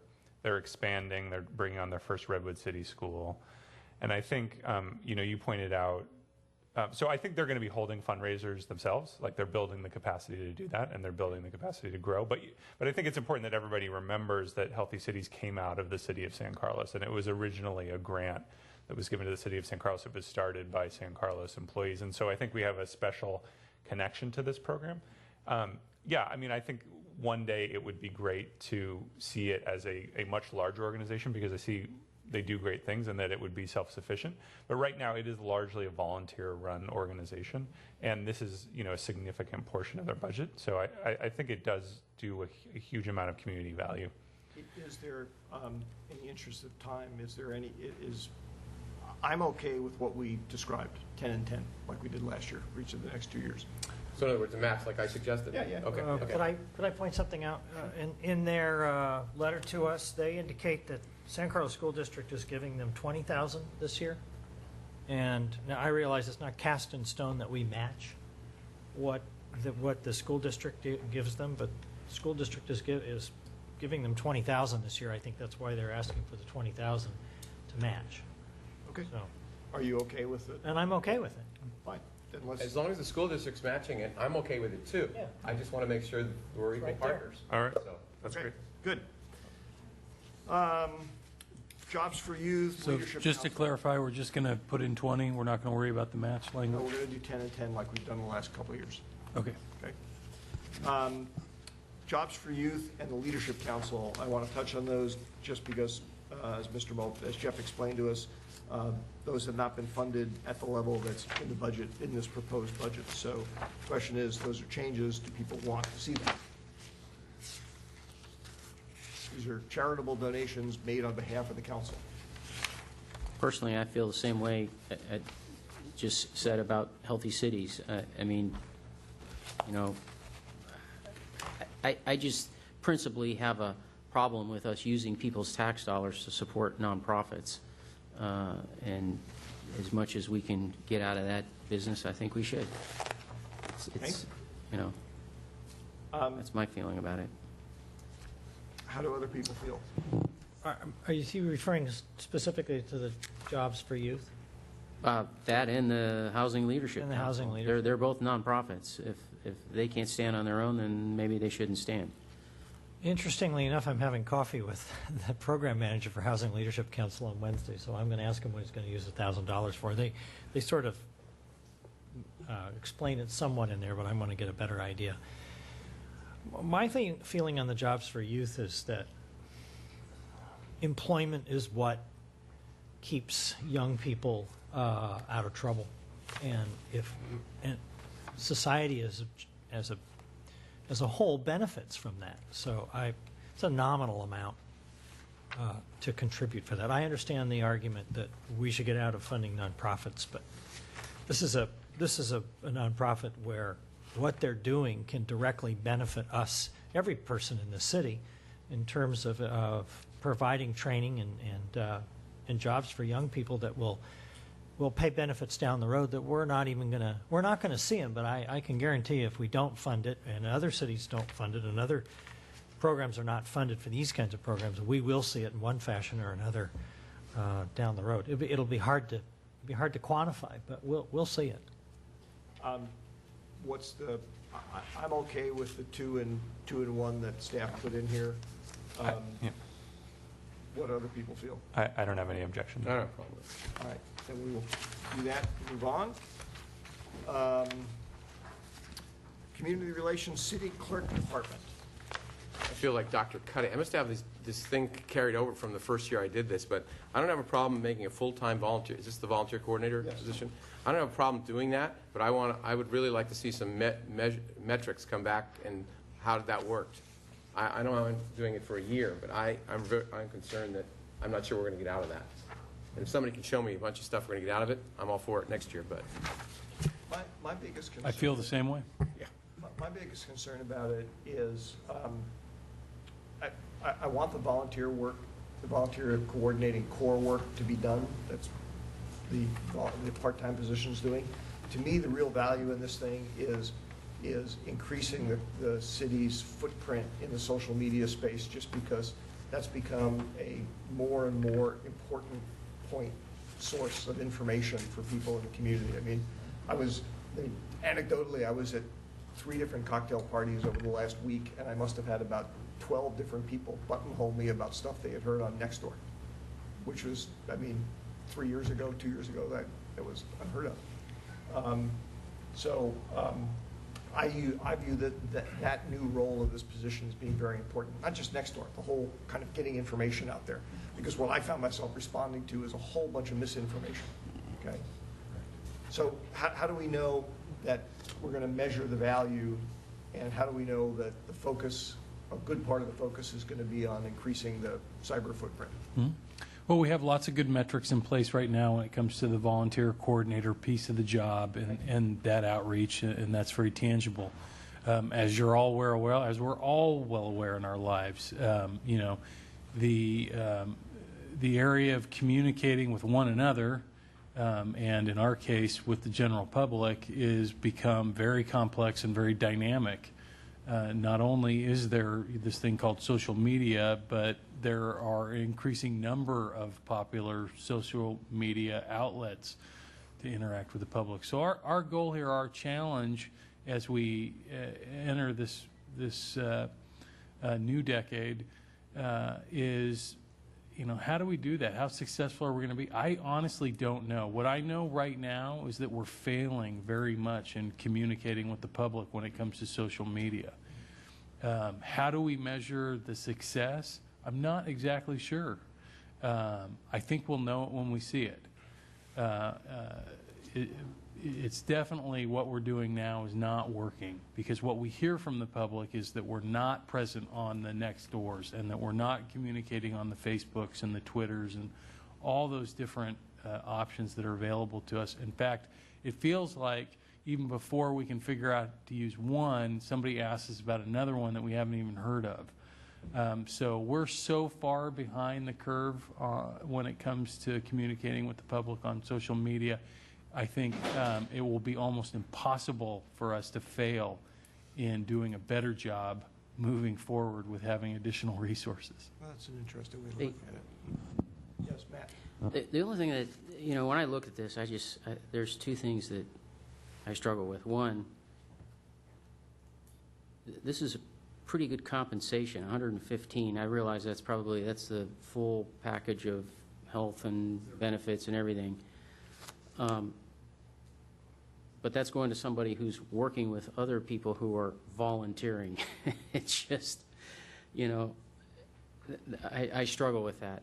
And I also struggle with, I just must live in a different world with the kind of business I'm in and the way I operate and so forth, because when I look at a compensation package of $115,600 starting, I think of my own business and how hard I have to work to put $115,000 in my bank account. This is unreal to me.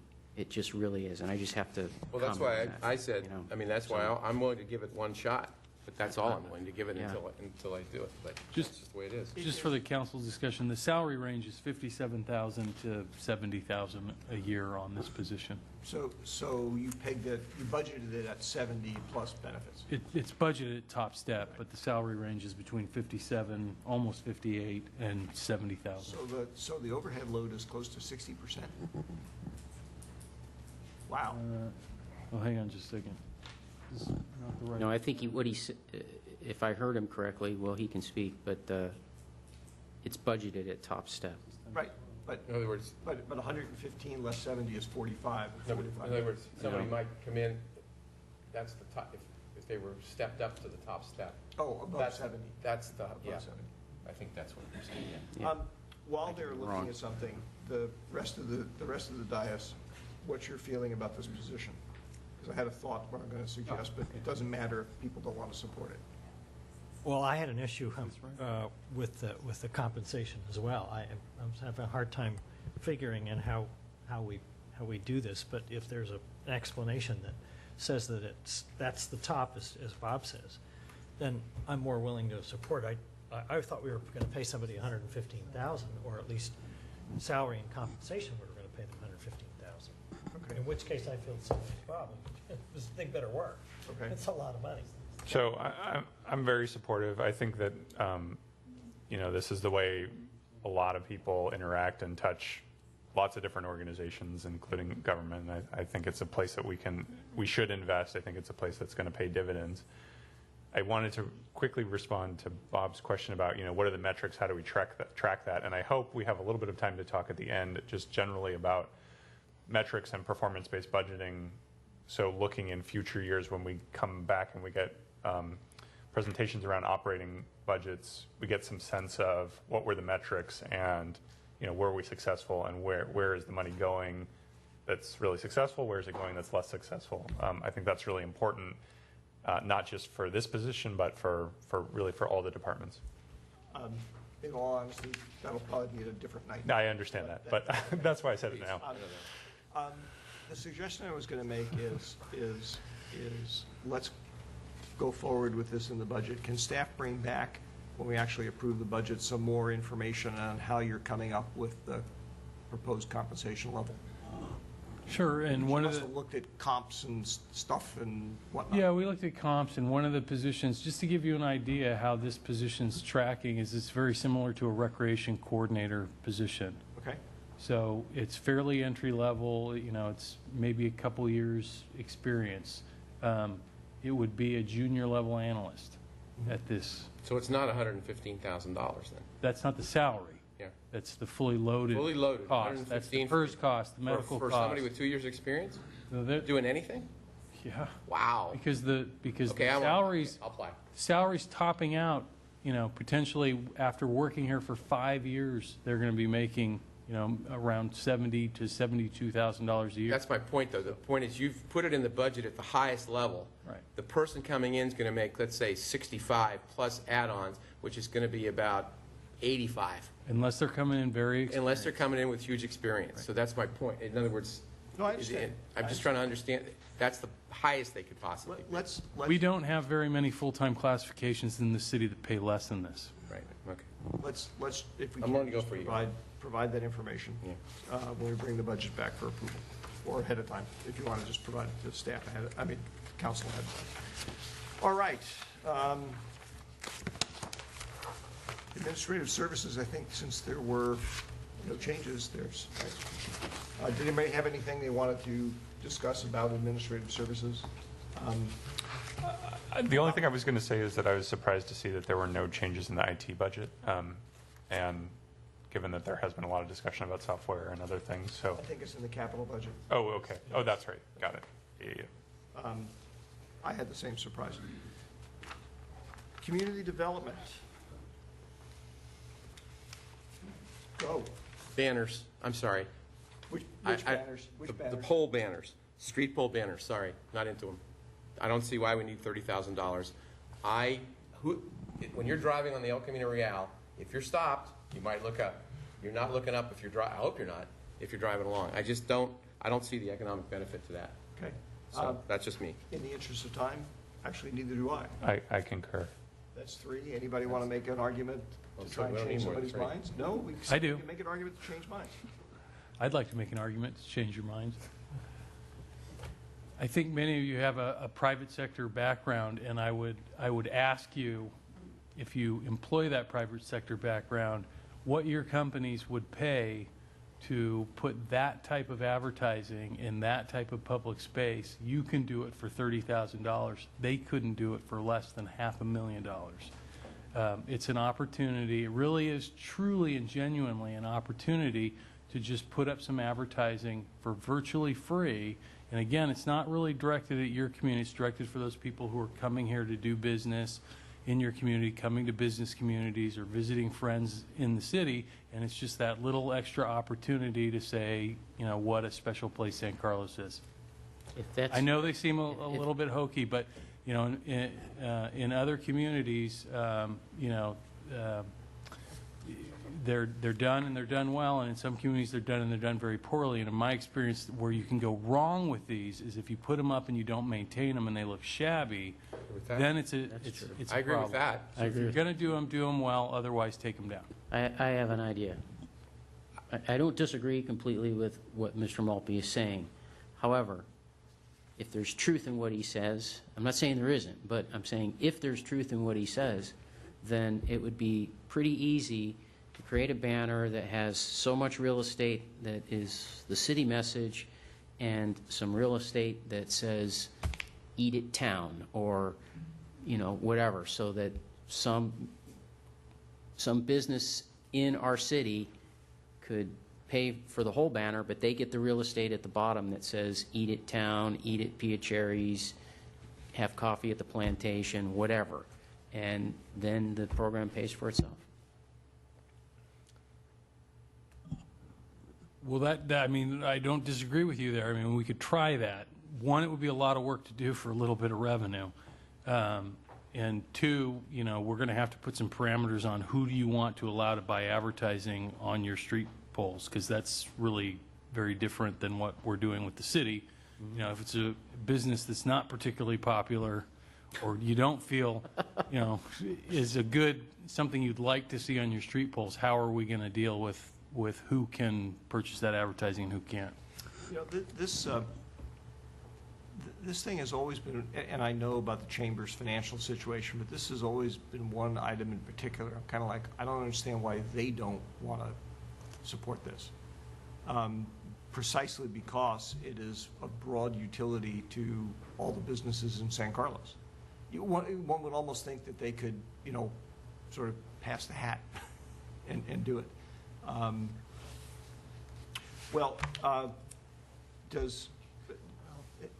If you have a comment? I do. I want to, as one of the two self-employed people on the council, and one who has spent a lot of money in advertising, I agree with the city manager.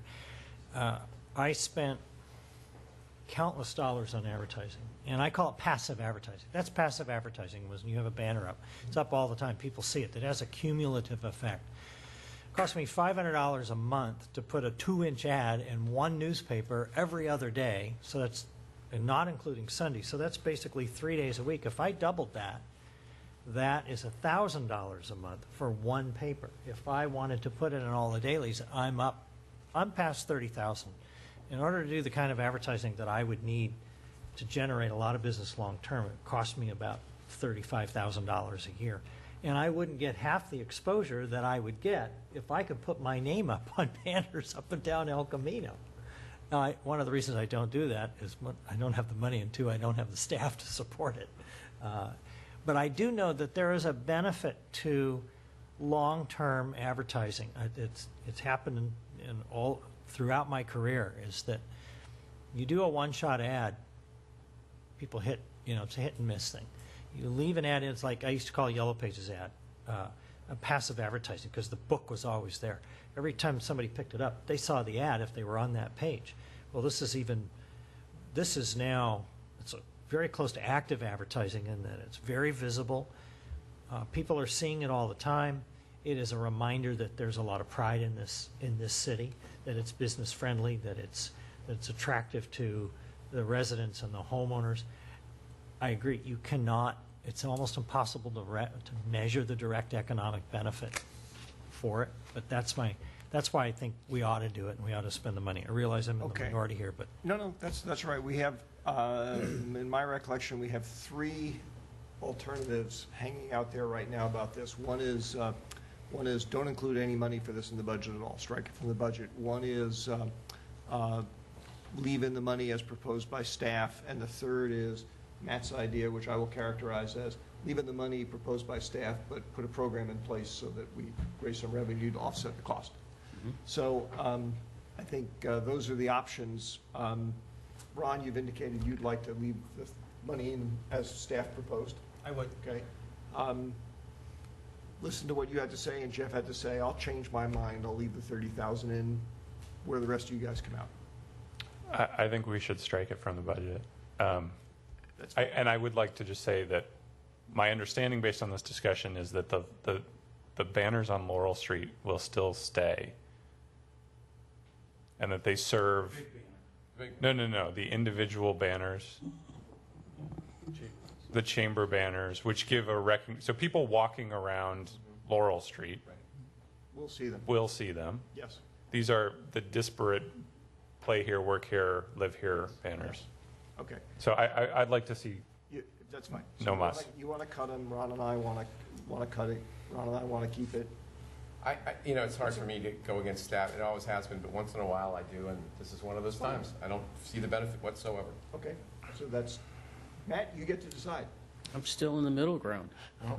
I guess, so I would say fund it, but pursue, if the council's open to the idea, pursue. I can't go there only because, like Jeff, and I agree with what Jeff said, then who gets to pick who gets, in other words, you could have the Carlos Club come in and want to buy all the banners. Okay, I'm just saying. Or we maybe wouldn't want the Carlos Club to buy all the banners. I don't know. How about let me say this. How about PG&E? There you go. Or vice versa. Yeah, just like that. So then I think that's the They end. probably would. Okay, well, then have it your way, no funding. I'm not my way. That's okay. All right, so it's 3-2, cut it from the budget. Fine. Good. I've got another one. In community development. Oh, yes, go ahead. So I think that the home improvement marketplace needs to show that it's working before we fund additional events. So I would say that the model, which is a good one, we're saying, hey, let's keep doing that and let's add another event. My experience having worked on that event is that it's a good one and I like it, but I don't think it's there yet. And it was a little touch and go the first year. We're going to see how it goes the second year, but I'm not ready to commit to, yes, let's definitely keep going in perpetuity, plus let's add another event on top of it. So I would say, I think it's reasonable to fund the home improvement marketplace, but I would cut the additional event this year and come back and discuss it next year. Other reactions? So now I'm confused. I guess the idea of the increase was to do 2 events a year, the next year? Yeah, so originally the request... Make the event bigger. I'm sorry. Yeah, sorry. I want to jump in and just clarify this in the interest of time. Jeff? Or maybe it's Al. Yeah. So the budget request for the special events, it's $19,400 in 14-15 to do another home improvement marketplace, correct? And That's what I'm trying to determine. Oh, sorry. So Let's let them determine first. okay, that's fine.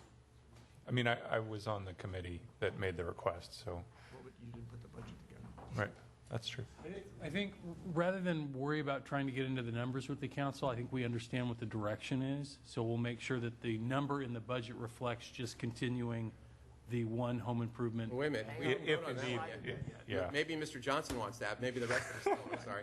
Right, okay. Sorry, he just has a better microphone. So that's Correct. That's the proposal.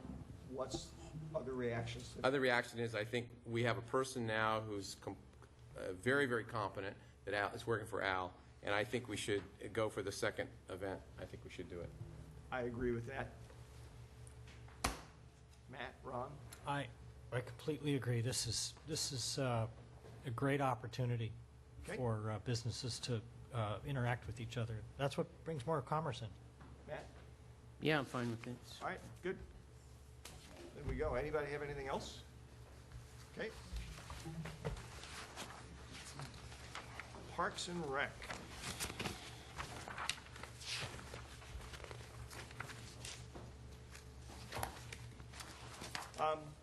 One thing I'm going to jump in here, and actually this is riffing off of something Cameron had suggested. I wonder, is there a way to put resources in play that would actually try and promote more block parties? I understand the fact that the city doesn't have much in an administrative capacity that it does with them. Are there things that we could do that would make sense to deploy resources on that would actually increase the number of them? Because that's what my recollection of the council discussion was, that there's value from a community building point of view to do that kind of thing. I think we understood there to be some desire on the part of the council to do that, and our plan, I think initially anyway, is to do that by highlighting them, or at least the possibility, like a page in the rec guide, that kind of thing about those the types of materials that we already send to people, to including some specific information, sort of promoting that. So that will be part of Maybe what staff cover will shot do, but it may not need resources associated with it other than staff time. Yeah, I mean, it does tie into some other areas where we're asking for, the department is asking for a few additional resources, not specifically because the council has asked for Okay. block parties to be put forward, but just those resources in general. All right. Any other comments or suggestions, input? Okay. Well, sorry, one last comment, which is just to say that in general, as you know, as the city's budget situation is improving, to me, Parks and Rec is where you get a lot of big bang for your buck in terms of quality of life. And so it seems like Park and Rec is not growing as fast as revenue's growing or as fast as overall expenditures are growing. And so I don't have a specific line item here, but it would be good to see creative ideas for how to get a lot of quality of life improvements, you know, in Park and Rec department. All right. And I think the remaining budgets did not have any changes in them. Are there any other? Last question. But I was going to say, are there any other, for the remaining departments, are there any other items that people want to propose their own changes? I just saw something I wanted some clarification on in Parks and Rec. It says, I'm sorry. I thought those were dollars. They're people, right? Goblin Walk is 7,000. I was thinking, where did 15,500 become 25,000? Never mind. I realize it's people. So, other changes that people want to propose to the remaining departmental budgets? I don't see any. Okay. Jeff, do you have the information you need? I think we've got the direction we need, so we will prepare a budget document for the City Council to consider for adoption at one of their 2 June meetings, depending on what's on those agendas and how quickly the document comes together in finance. Okay. So we have the capital budget to do. It is 10:20. I can't imagine that we're going to finish the capital budget in 10 minutes. So should we entertain a request to extend the meeting? It's a little bit early, but. I was going to do that, Mr. Mayor. I make a motion that we extend the meeting till 11 o'clock. Second. All in favor? Aye. Aye. Any opposed? Hearing none? Great. Great. Thank you very much, Mr. Mayor and members of the City Council. For the first time in many years, the city is able to focus efforts and funding towards capital and infrastructure improvements in a large-scale way. The city's dedicated more than $10 million of its $43 million on average towards capital projects. That's all funds. In terms of general fund dollars, we're contributing on average between $2 and $2.5 million in general fund towards general fund capital projects in this city. Tonight, the Public Works Director will be highlighting some specific projects that are up for consideration and talk about the total amount of unfunded projects. However, as we go through the presentation, please note that any capital funding related to things like North Crestview, which is a big topic of discussion for the council, or a large-scale community aquatic complex that we've talked about recently with the City Council as it related to and/or with the Adult Community Center upgrades that were planned, or some of the, there is some seed money in this budget for some of the Holly improvements that we talked about, but really it should only be thought about as seed money in terms of if we were going to be making major property acquisitions and improvements to Holly and Old County Road or Holly and El Camino. There's approximately close to, I think, almost $800,000 in the budget for design work and conceptual work related to those projects, but really not a lot in terms of construction or acquisition money. And I just wanted to point that out because those were some of the high-profile type projects that the council has been talking about before. Before we get started, going through the next step of the presentation, Jeff, I was almost thinking in the interest of time, considering how late people are starting to get kind of punchy and tired, I'm not talking about postponing this. What is people's reaction to the idea that we go through the pages one by one in the budget book and just ask questions on things that people have questions about? However the council would like to proceed would be... Do you see a problem with that? The council's taken a similar approach in the past. That's what I thought. Is that okay with the dais? Yep. We do that? All right. So And I'm going to read each one because I realized belatedly I'm not absolutely sure that I inserted all of the revised pages. The first one I have is the C9609 wastewater financial plan and rate study. Is that correct? Okay. Anybody have any questions about that one? Great. C9610 Shelford Drive landslide investigation.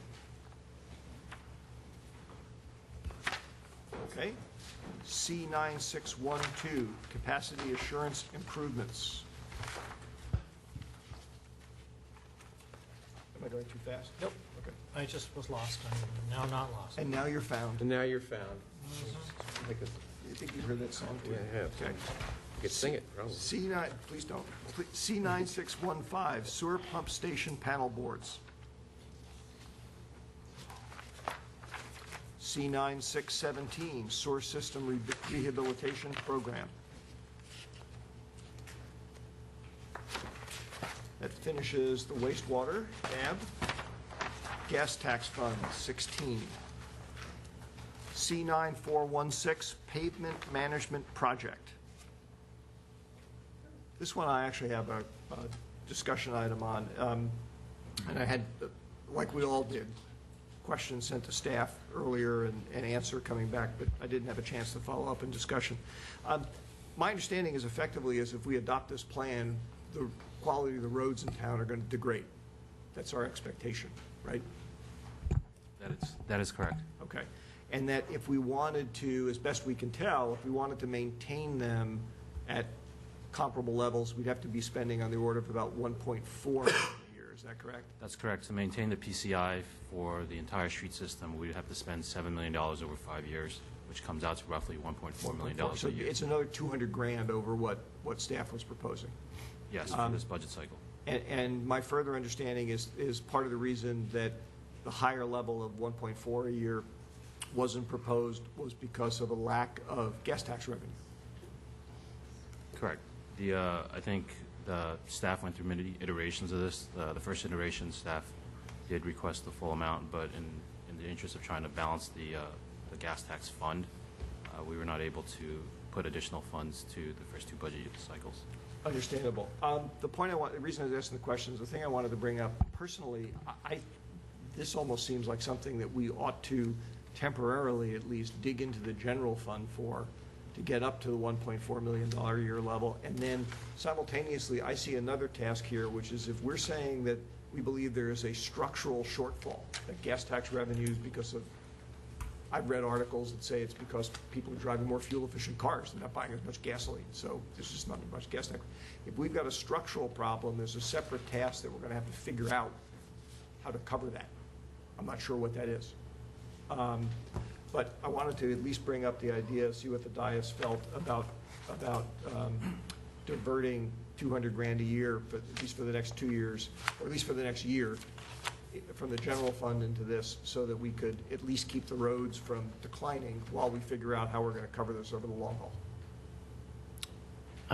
You know, one of the things I recognize is that under a different administration, we were advised to do these overlay things on a lot of streets, and it made them look nice, but it didn't work.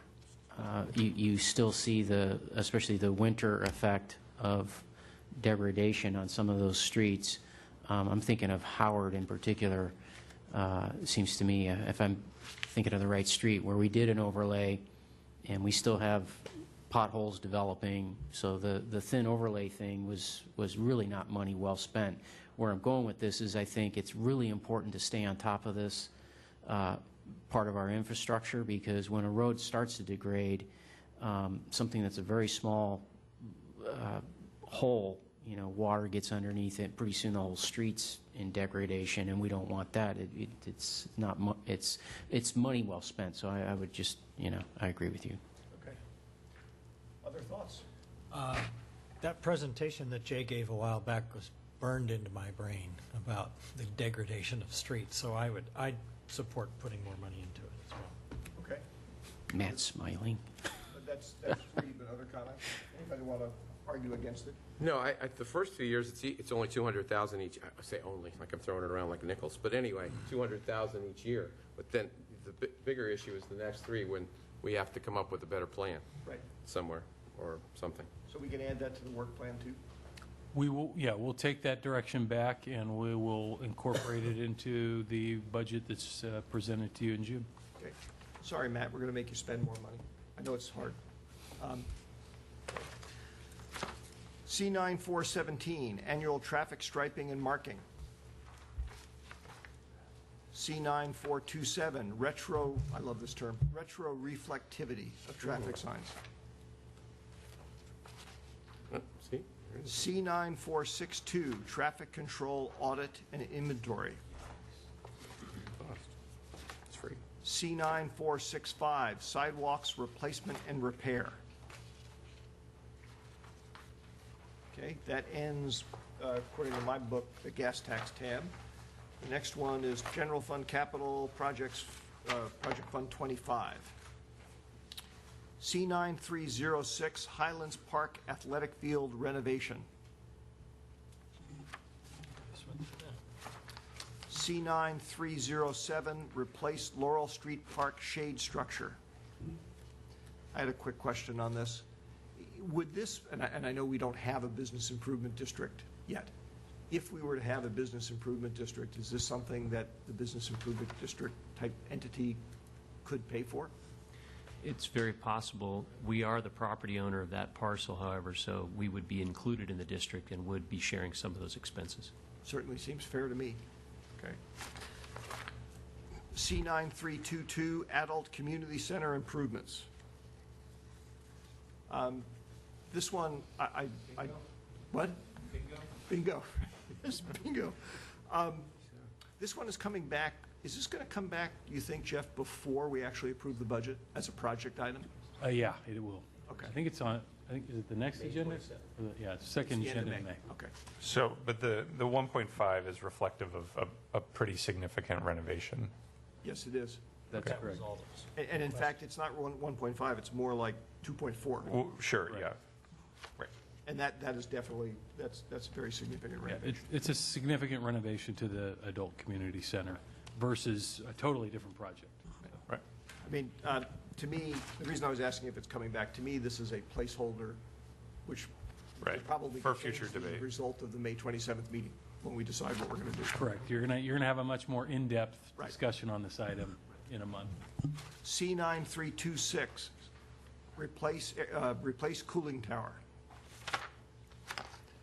C9328, facility usage master plan. C9336, Crestview Park renovation. Question. Yes. I noticed that there's in here about the Burton Park restroom replacement. Hang on a second. Do I have to leave the room? Yeah. I have to leave the room? Yeah, you're not, Yeah. Go ahead, I'm sorry, Matt. All right. you're okay, just, We're not taking It's action. just a question. if you want to leave, but I think it's just a simple question. Okay. Yeah, I we'll, just- I wanna we'll make see sure if I- we have to keep do my mouth anything, shut. then you That's have to leave. hard for me to do. Let's do this. If you start hearing the discussion go in a place that he needs to leave, Yeah. stop it. Yeah, I know. So it's just a question. Given this amount and so forth, I know there was a discussion about the restrooms, doing them, not doing them. So with this budget number, where do the restrooms stand? Do we know? Council direction was for us to negotiate a lower price contract with the contractor, Right.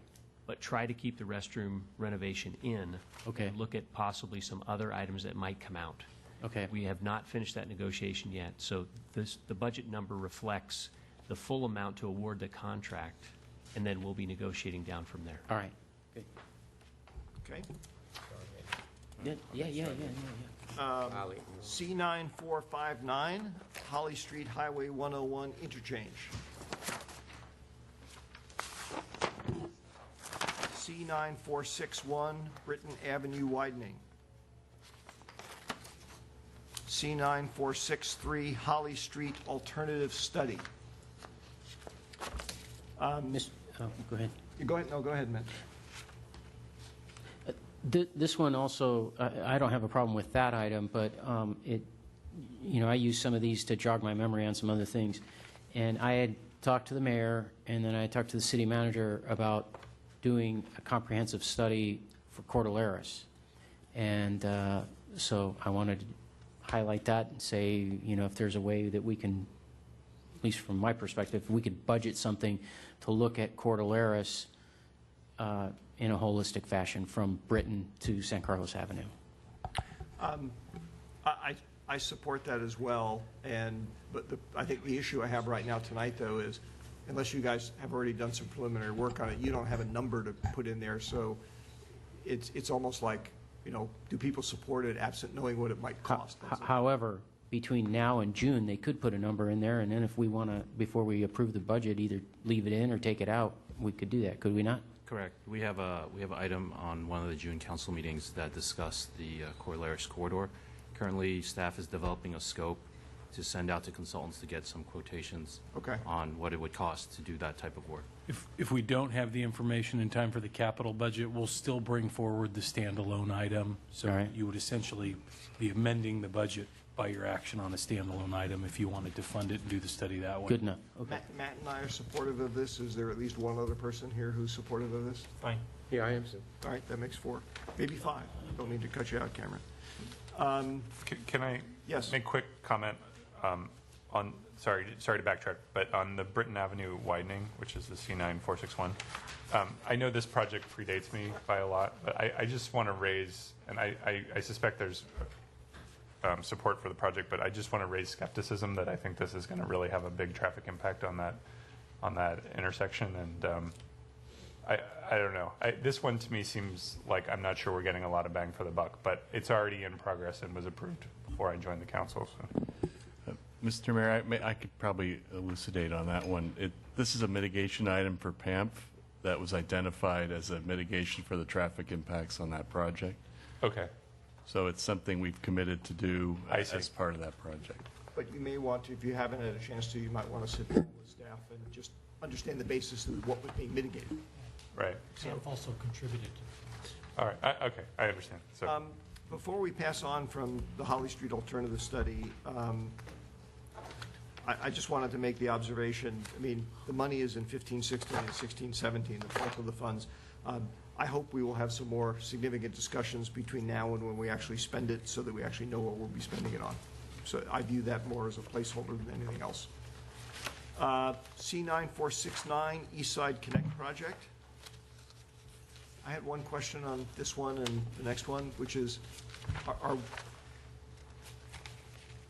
we reasonably comfortable that we actually know what this thing is going to cost? And I ask that, Matt, I'm not being critical of the work that staff is doing, though it sounds like it. It seems like because of the unknowns, this thing keeps creeping up in cost. So I'm just kind of wondering, I'm asking you, is the end in sight? In short, the end is in sight. Staff has a recommendation for the 14-15 fiscal year, and we do believe that that would reasonably cover the additional costs for the remainder of the project. Okay. The challenge for the East Side project itself is essentially the underground conflicts that may occur or the essential curb line that needs to be put in place in the field. As we proceed further along on the project, we gain more and more certainty as to the final cost of the project itself. Okay. C9486 Old County Road Underground Utility District. C9490 El Camino Lighting and Landscaping. C9493 San Carlos Streetscape and Pedestrian Improvements Project Phase 1. C9531 Storm Drain Improvements. C9616 Courtyard Generator. Sorry, I just want to check to make sure I'm not missing my own notes. Okay. C9743 Storm Drainage Master Plan amended. C9751 Wheeler Plaza Project. C9753, City Hall ADA rekey and change to lever-style locks. C9756, replace main switchboard and install backup generator at City Hall. This one, I just want to, because I think people in the community may ask, the $830,000 for a switchboard and a backup generator sounds really high. So I just wanted to get read into the record the comments from staff about why it's not. The cost estimate that was shown here for the budget is a reflection of what was in the facilities master plan with a healthy contingency in place. The challenge we have with this is that this is a really large generator and a switchboard in a hard-to-access location. The scope itself isn't currently fully defined yet, and so what staff was trying to do is take the direction of council to get cost certainty in terms of as we estimate for these budget items. So we assumed full replacement of the unit itself as was recommended in the facilities master plan. Okay, thank you. And if I could just add to that, Mr. Mayor, for the benefit of the public, City Hall not only is the headquarters for our police department, but is the headquarters of disaster for the city's emergency operations center. So this is a 24/7 facility and needs to be powered and operational in the event of any disaster, you know, for long-term operation without power. Thank you for explaining. I did not know that second thing, so thank you for explaining that. C9769, records management. C9770, City Hall ground floor remodel. C9778, desktop virtualization. I have some concerns about this one. So as I read the description, it's about basically being able to store files in the cloud, and at a cost of about $2,000 per employee. That seems astronomically expensive, given that there's a lot of free or nearly free solutions on the market that offer this kind of service, like Dropbox or Box or Google Drive. If I may, I think it's actually a little more than storing file. It's actually an application server. Mm-hmm. So what would happen is you'd have, I guess it'd be like using Google Docs or Office 365, but from some local server. Actually, it's more about replacing all of the desktop PCs with smaller devices and making more uniformity throughout the city, which would make supportability a lot easier. We could push out upgrades a lot faster from the server. If something goes wrong, troubleshooting would be done in one location instead of having to go out to multiple desktops to see what applications may be in conflict with each other. So is just kind of replacement of wear and tear of computers already in the budget? That is in the budget. This would reduce the cost of that. There'd be some savings because we wouldn't be paying for, the fully loaded PCs for every desktop. Can I ask one follow-up question? Certainly. Would that result in less, or would this result in less overall energy usage? It could. Yes, it would. Okay. Yes, it would. Yes was coming out from Yeah. the other shoulder. Any other comments that people have? All right, then we'll move on. 9791, convert HVAC to variable air system, phase 2. 9794, replace City Hall cooling tower. 9802, council chambers, ADA compliance. C9803, police gym expansion, phase 2. And that ends Fund 25. Did I miss anything? Okay. I missed. I didn't have the council chamber. There's another section of Fund 25. Oops, I'm sorry. Recommended capital projects. You are absolutely These are the correct. new items. All right, Belmont Creek flood wall. Expand trail system in Big Canyon Park, phase 1. Burton Park infield replacement to synthetic turf. So Yes, go ahead. this is, presumably we would have a long conversation about synthetic turf before we move forward with this. Is that right? 1819, right? Yeah. Yes. Yeah, a very long conversation. Burton Park restroom replacement.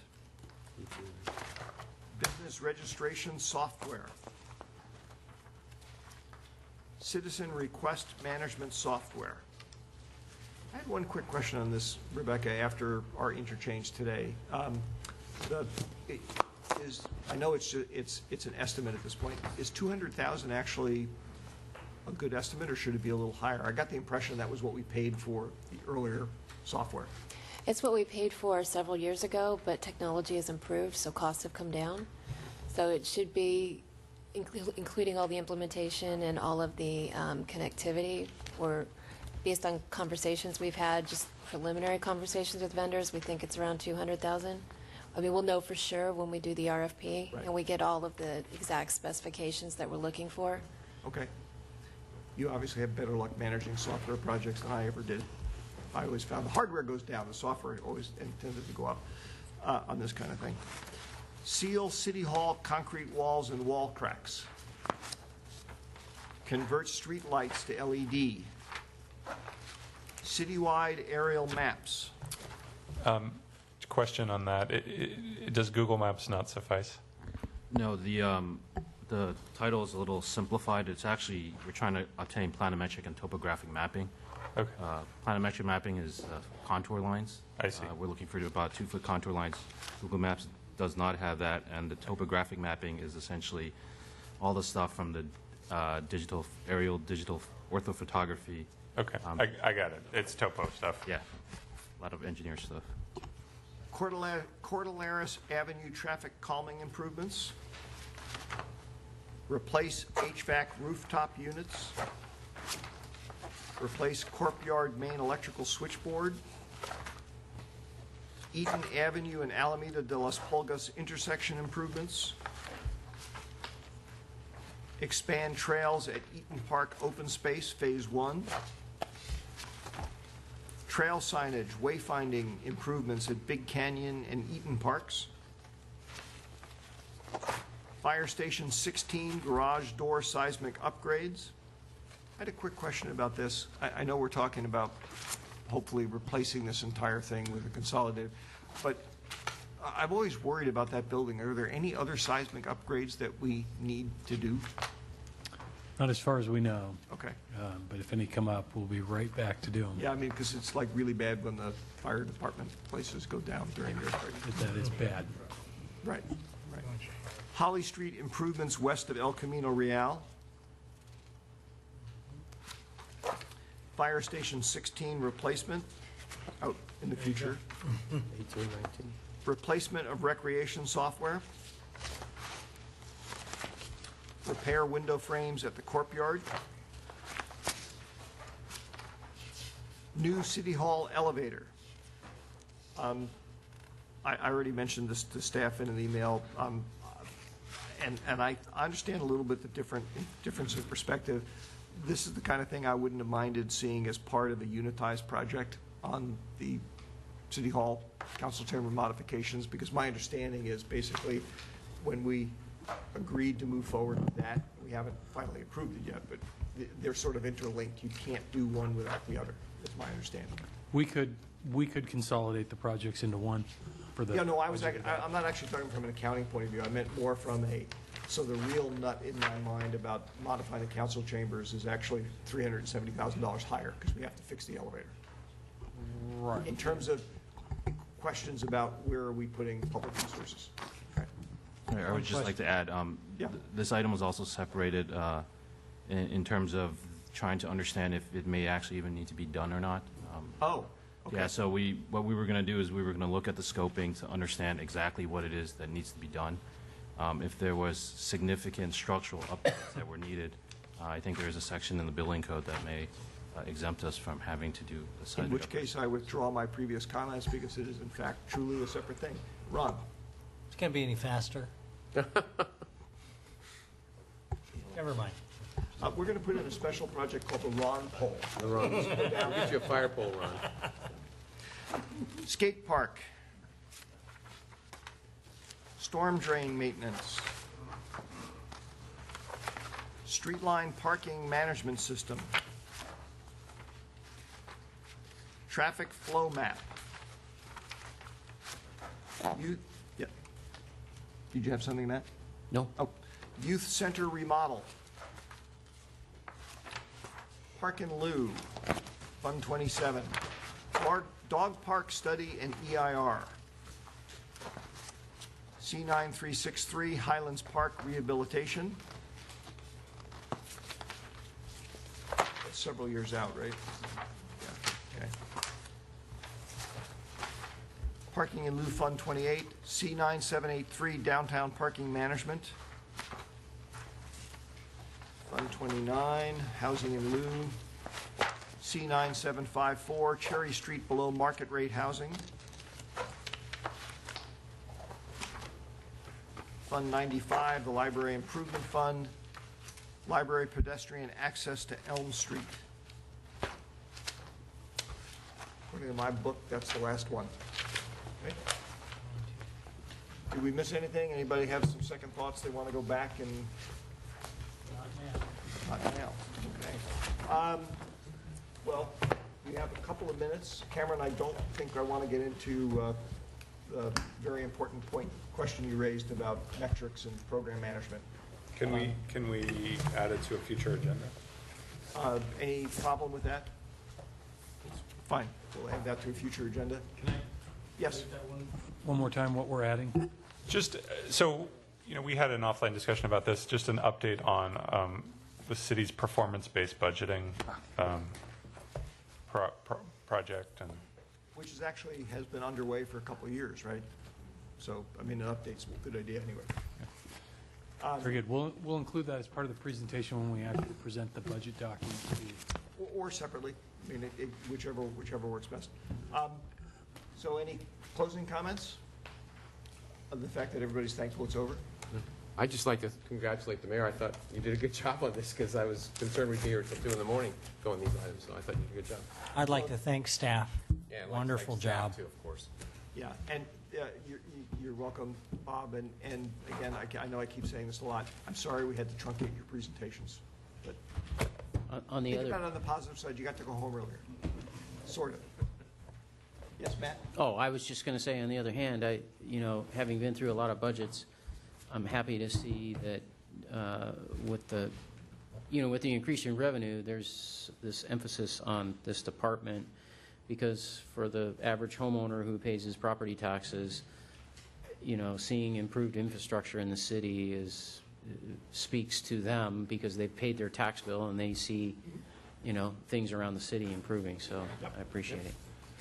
All right. As someone who went through this for the first time, I guess what I'd say, I really appreciate all the work that staff put into it. I think this is too much material to get through in a meeting like this.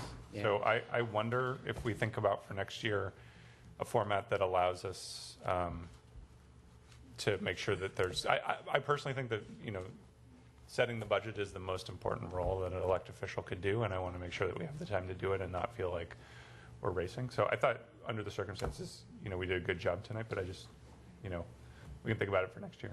Well, you should have seen it when we cut it. How long? Yeah, I'm sure. Absolutely. So. And I believe if we go back and look at 2 years ago, I provided the same option to council that we can do for next time, which is we could go to a full one-day budget hearing format where the council sits for an entire day and we bring one department in and they do their presentation and you go through the budget and the next and the next and the next. The council did not want to do that 2 years ago when I suggested it. They said stick with this format, but that's an option. It occurs to me, maybe what we ought to do, if there's support for this in the dais, is after the budget cycle is done this year, maybe we ought to have a brief agenda item discussion or do it at the next strategic planning thing about what changes, if anything, we'd like to do to the budget process. Yeah. How about we put it on the agenda for the next mini retreat? I think it's a good mini retreat topic. I'm very supportive of that. Yeah. Okay. That's what we'll do. In that case, we are adjourned.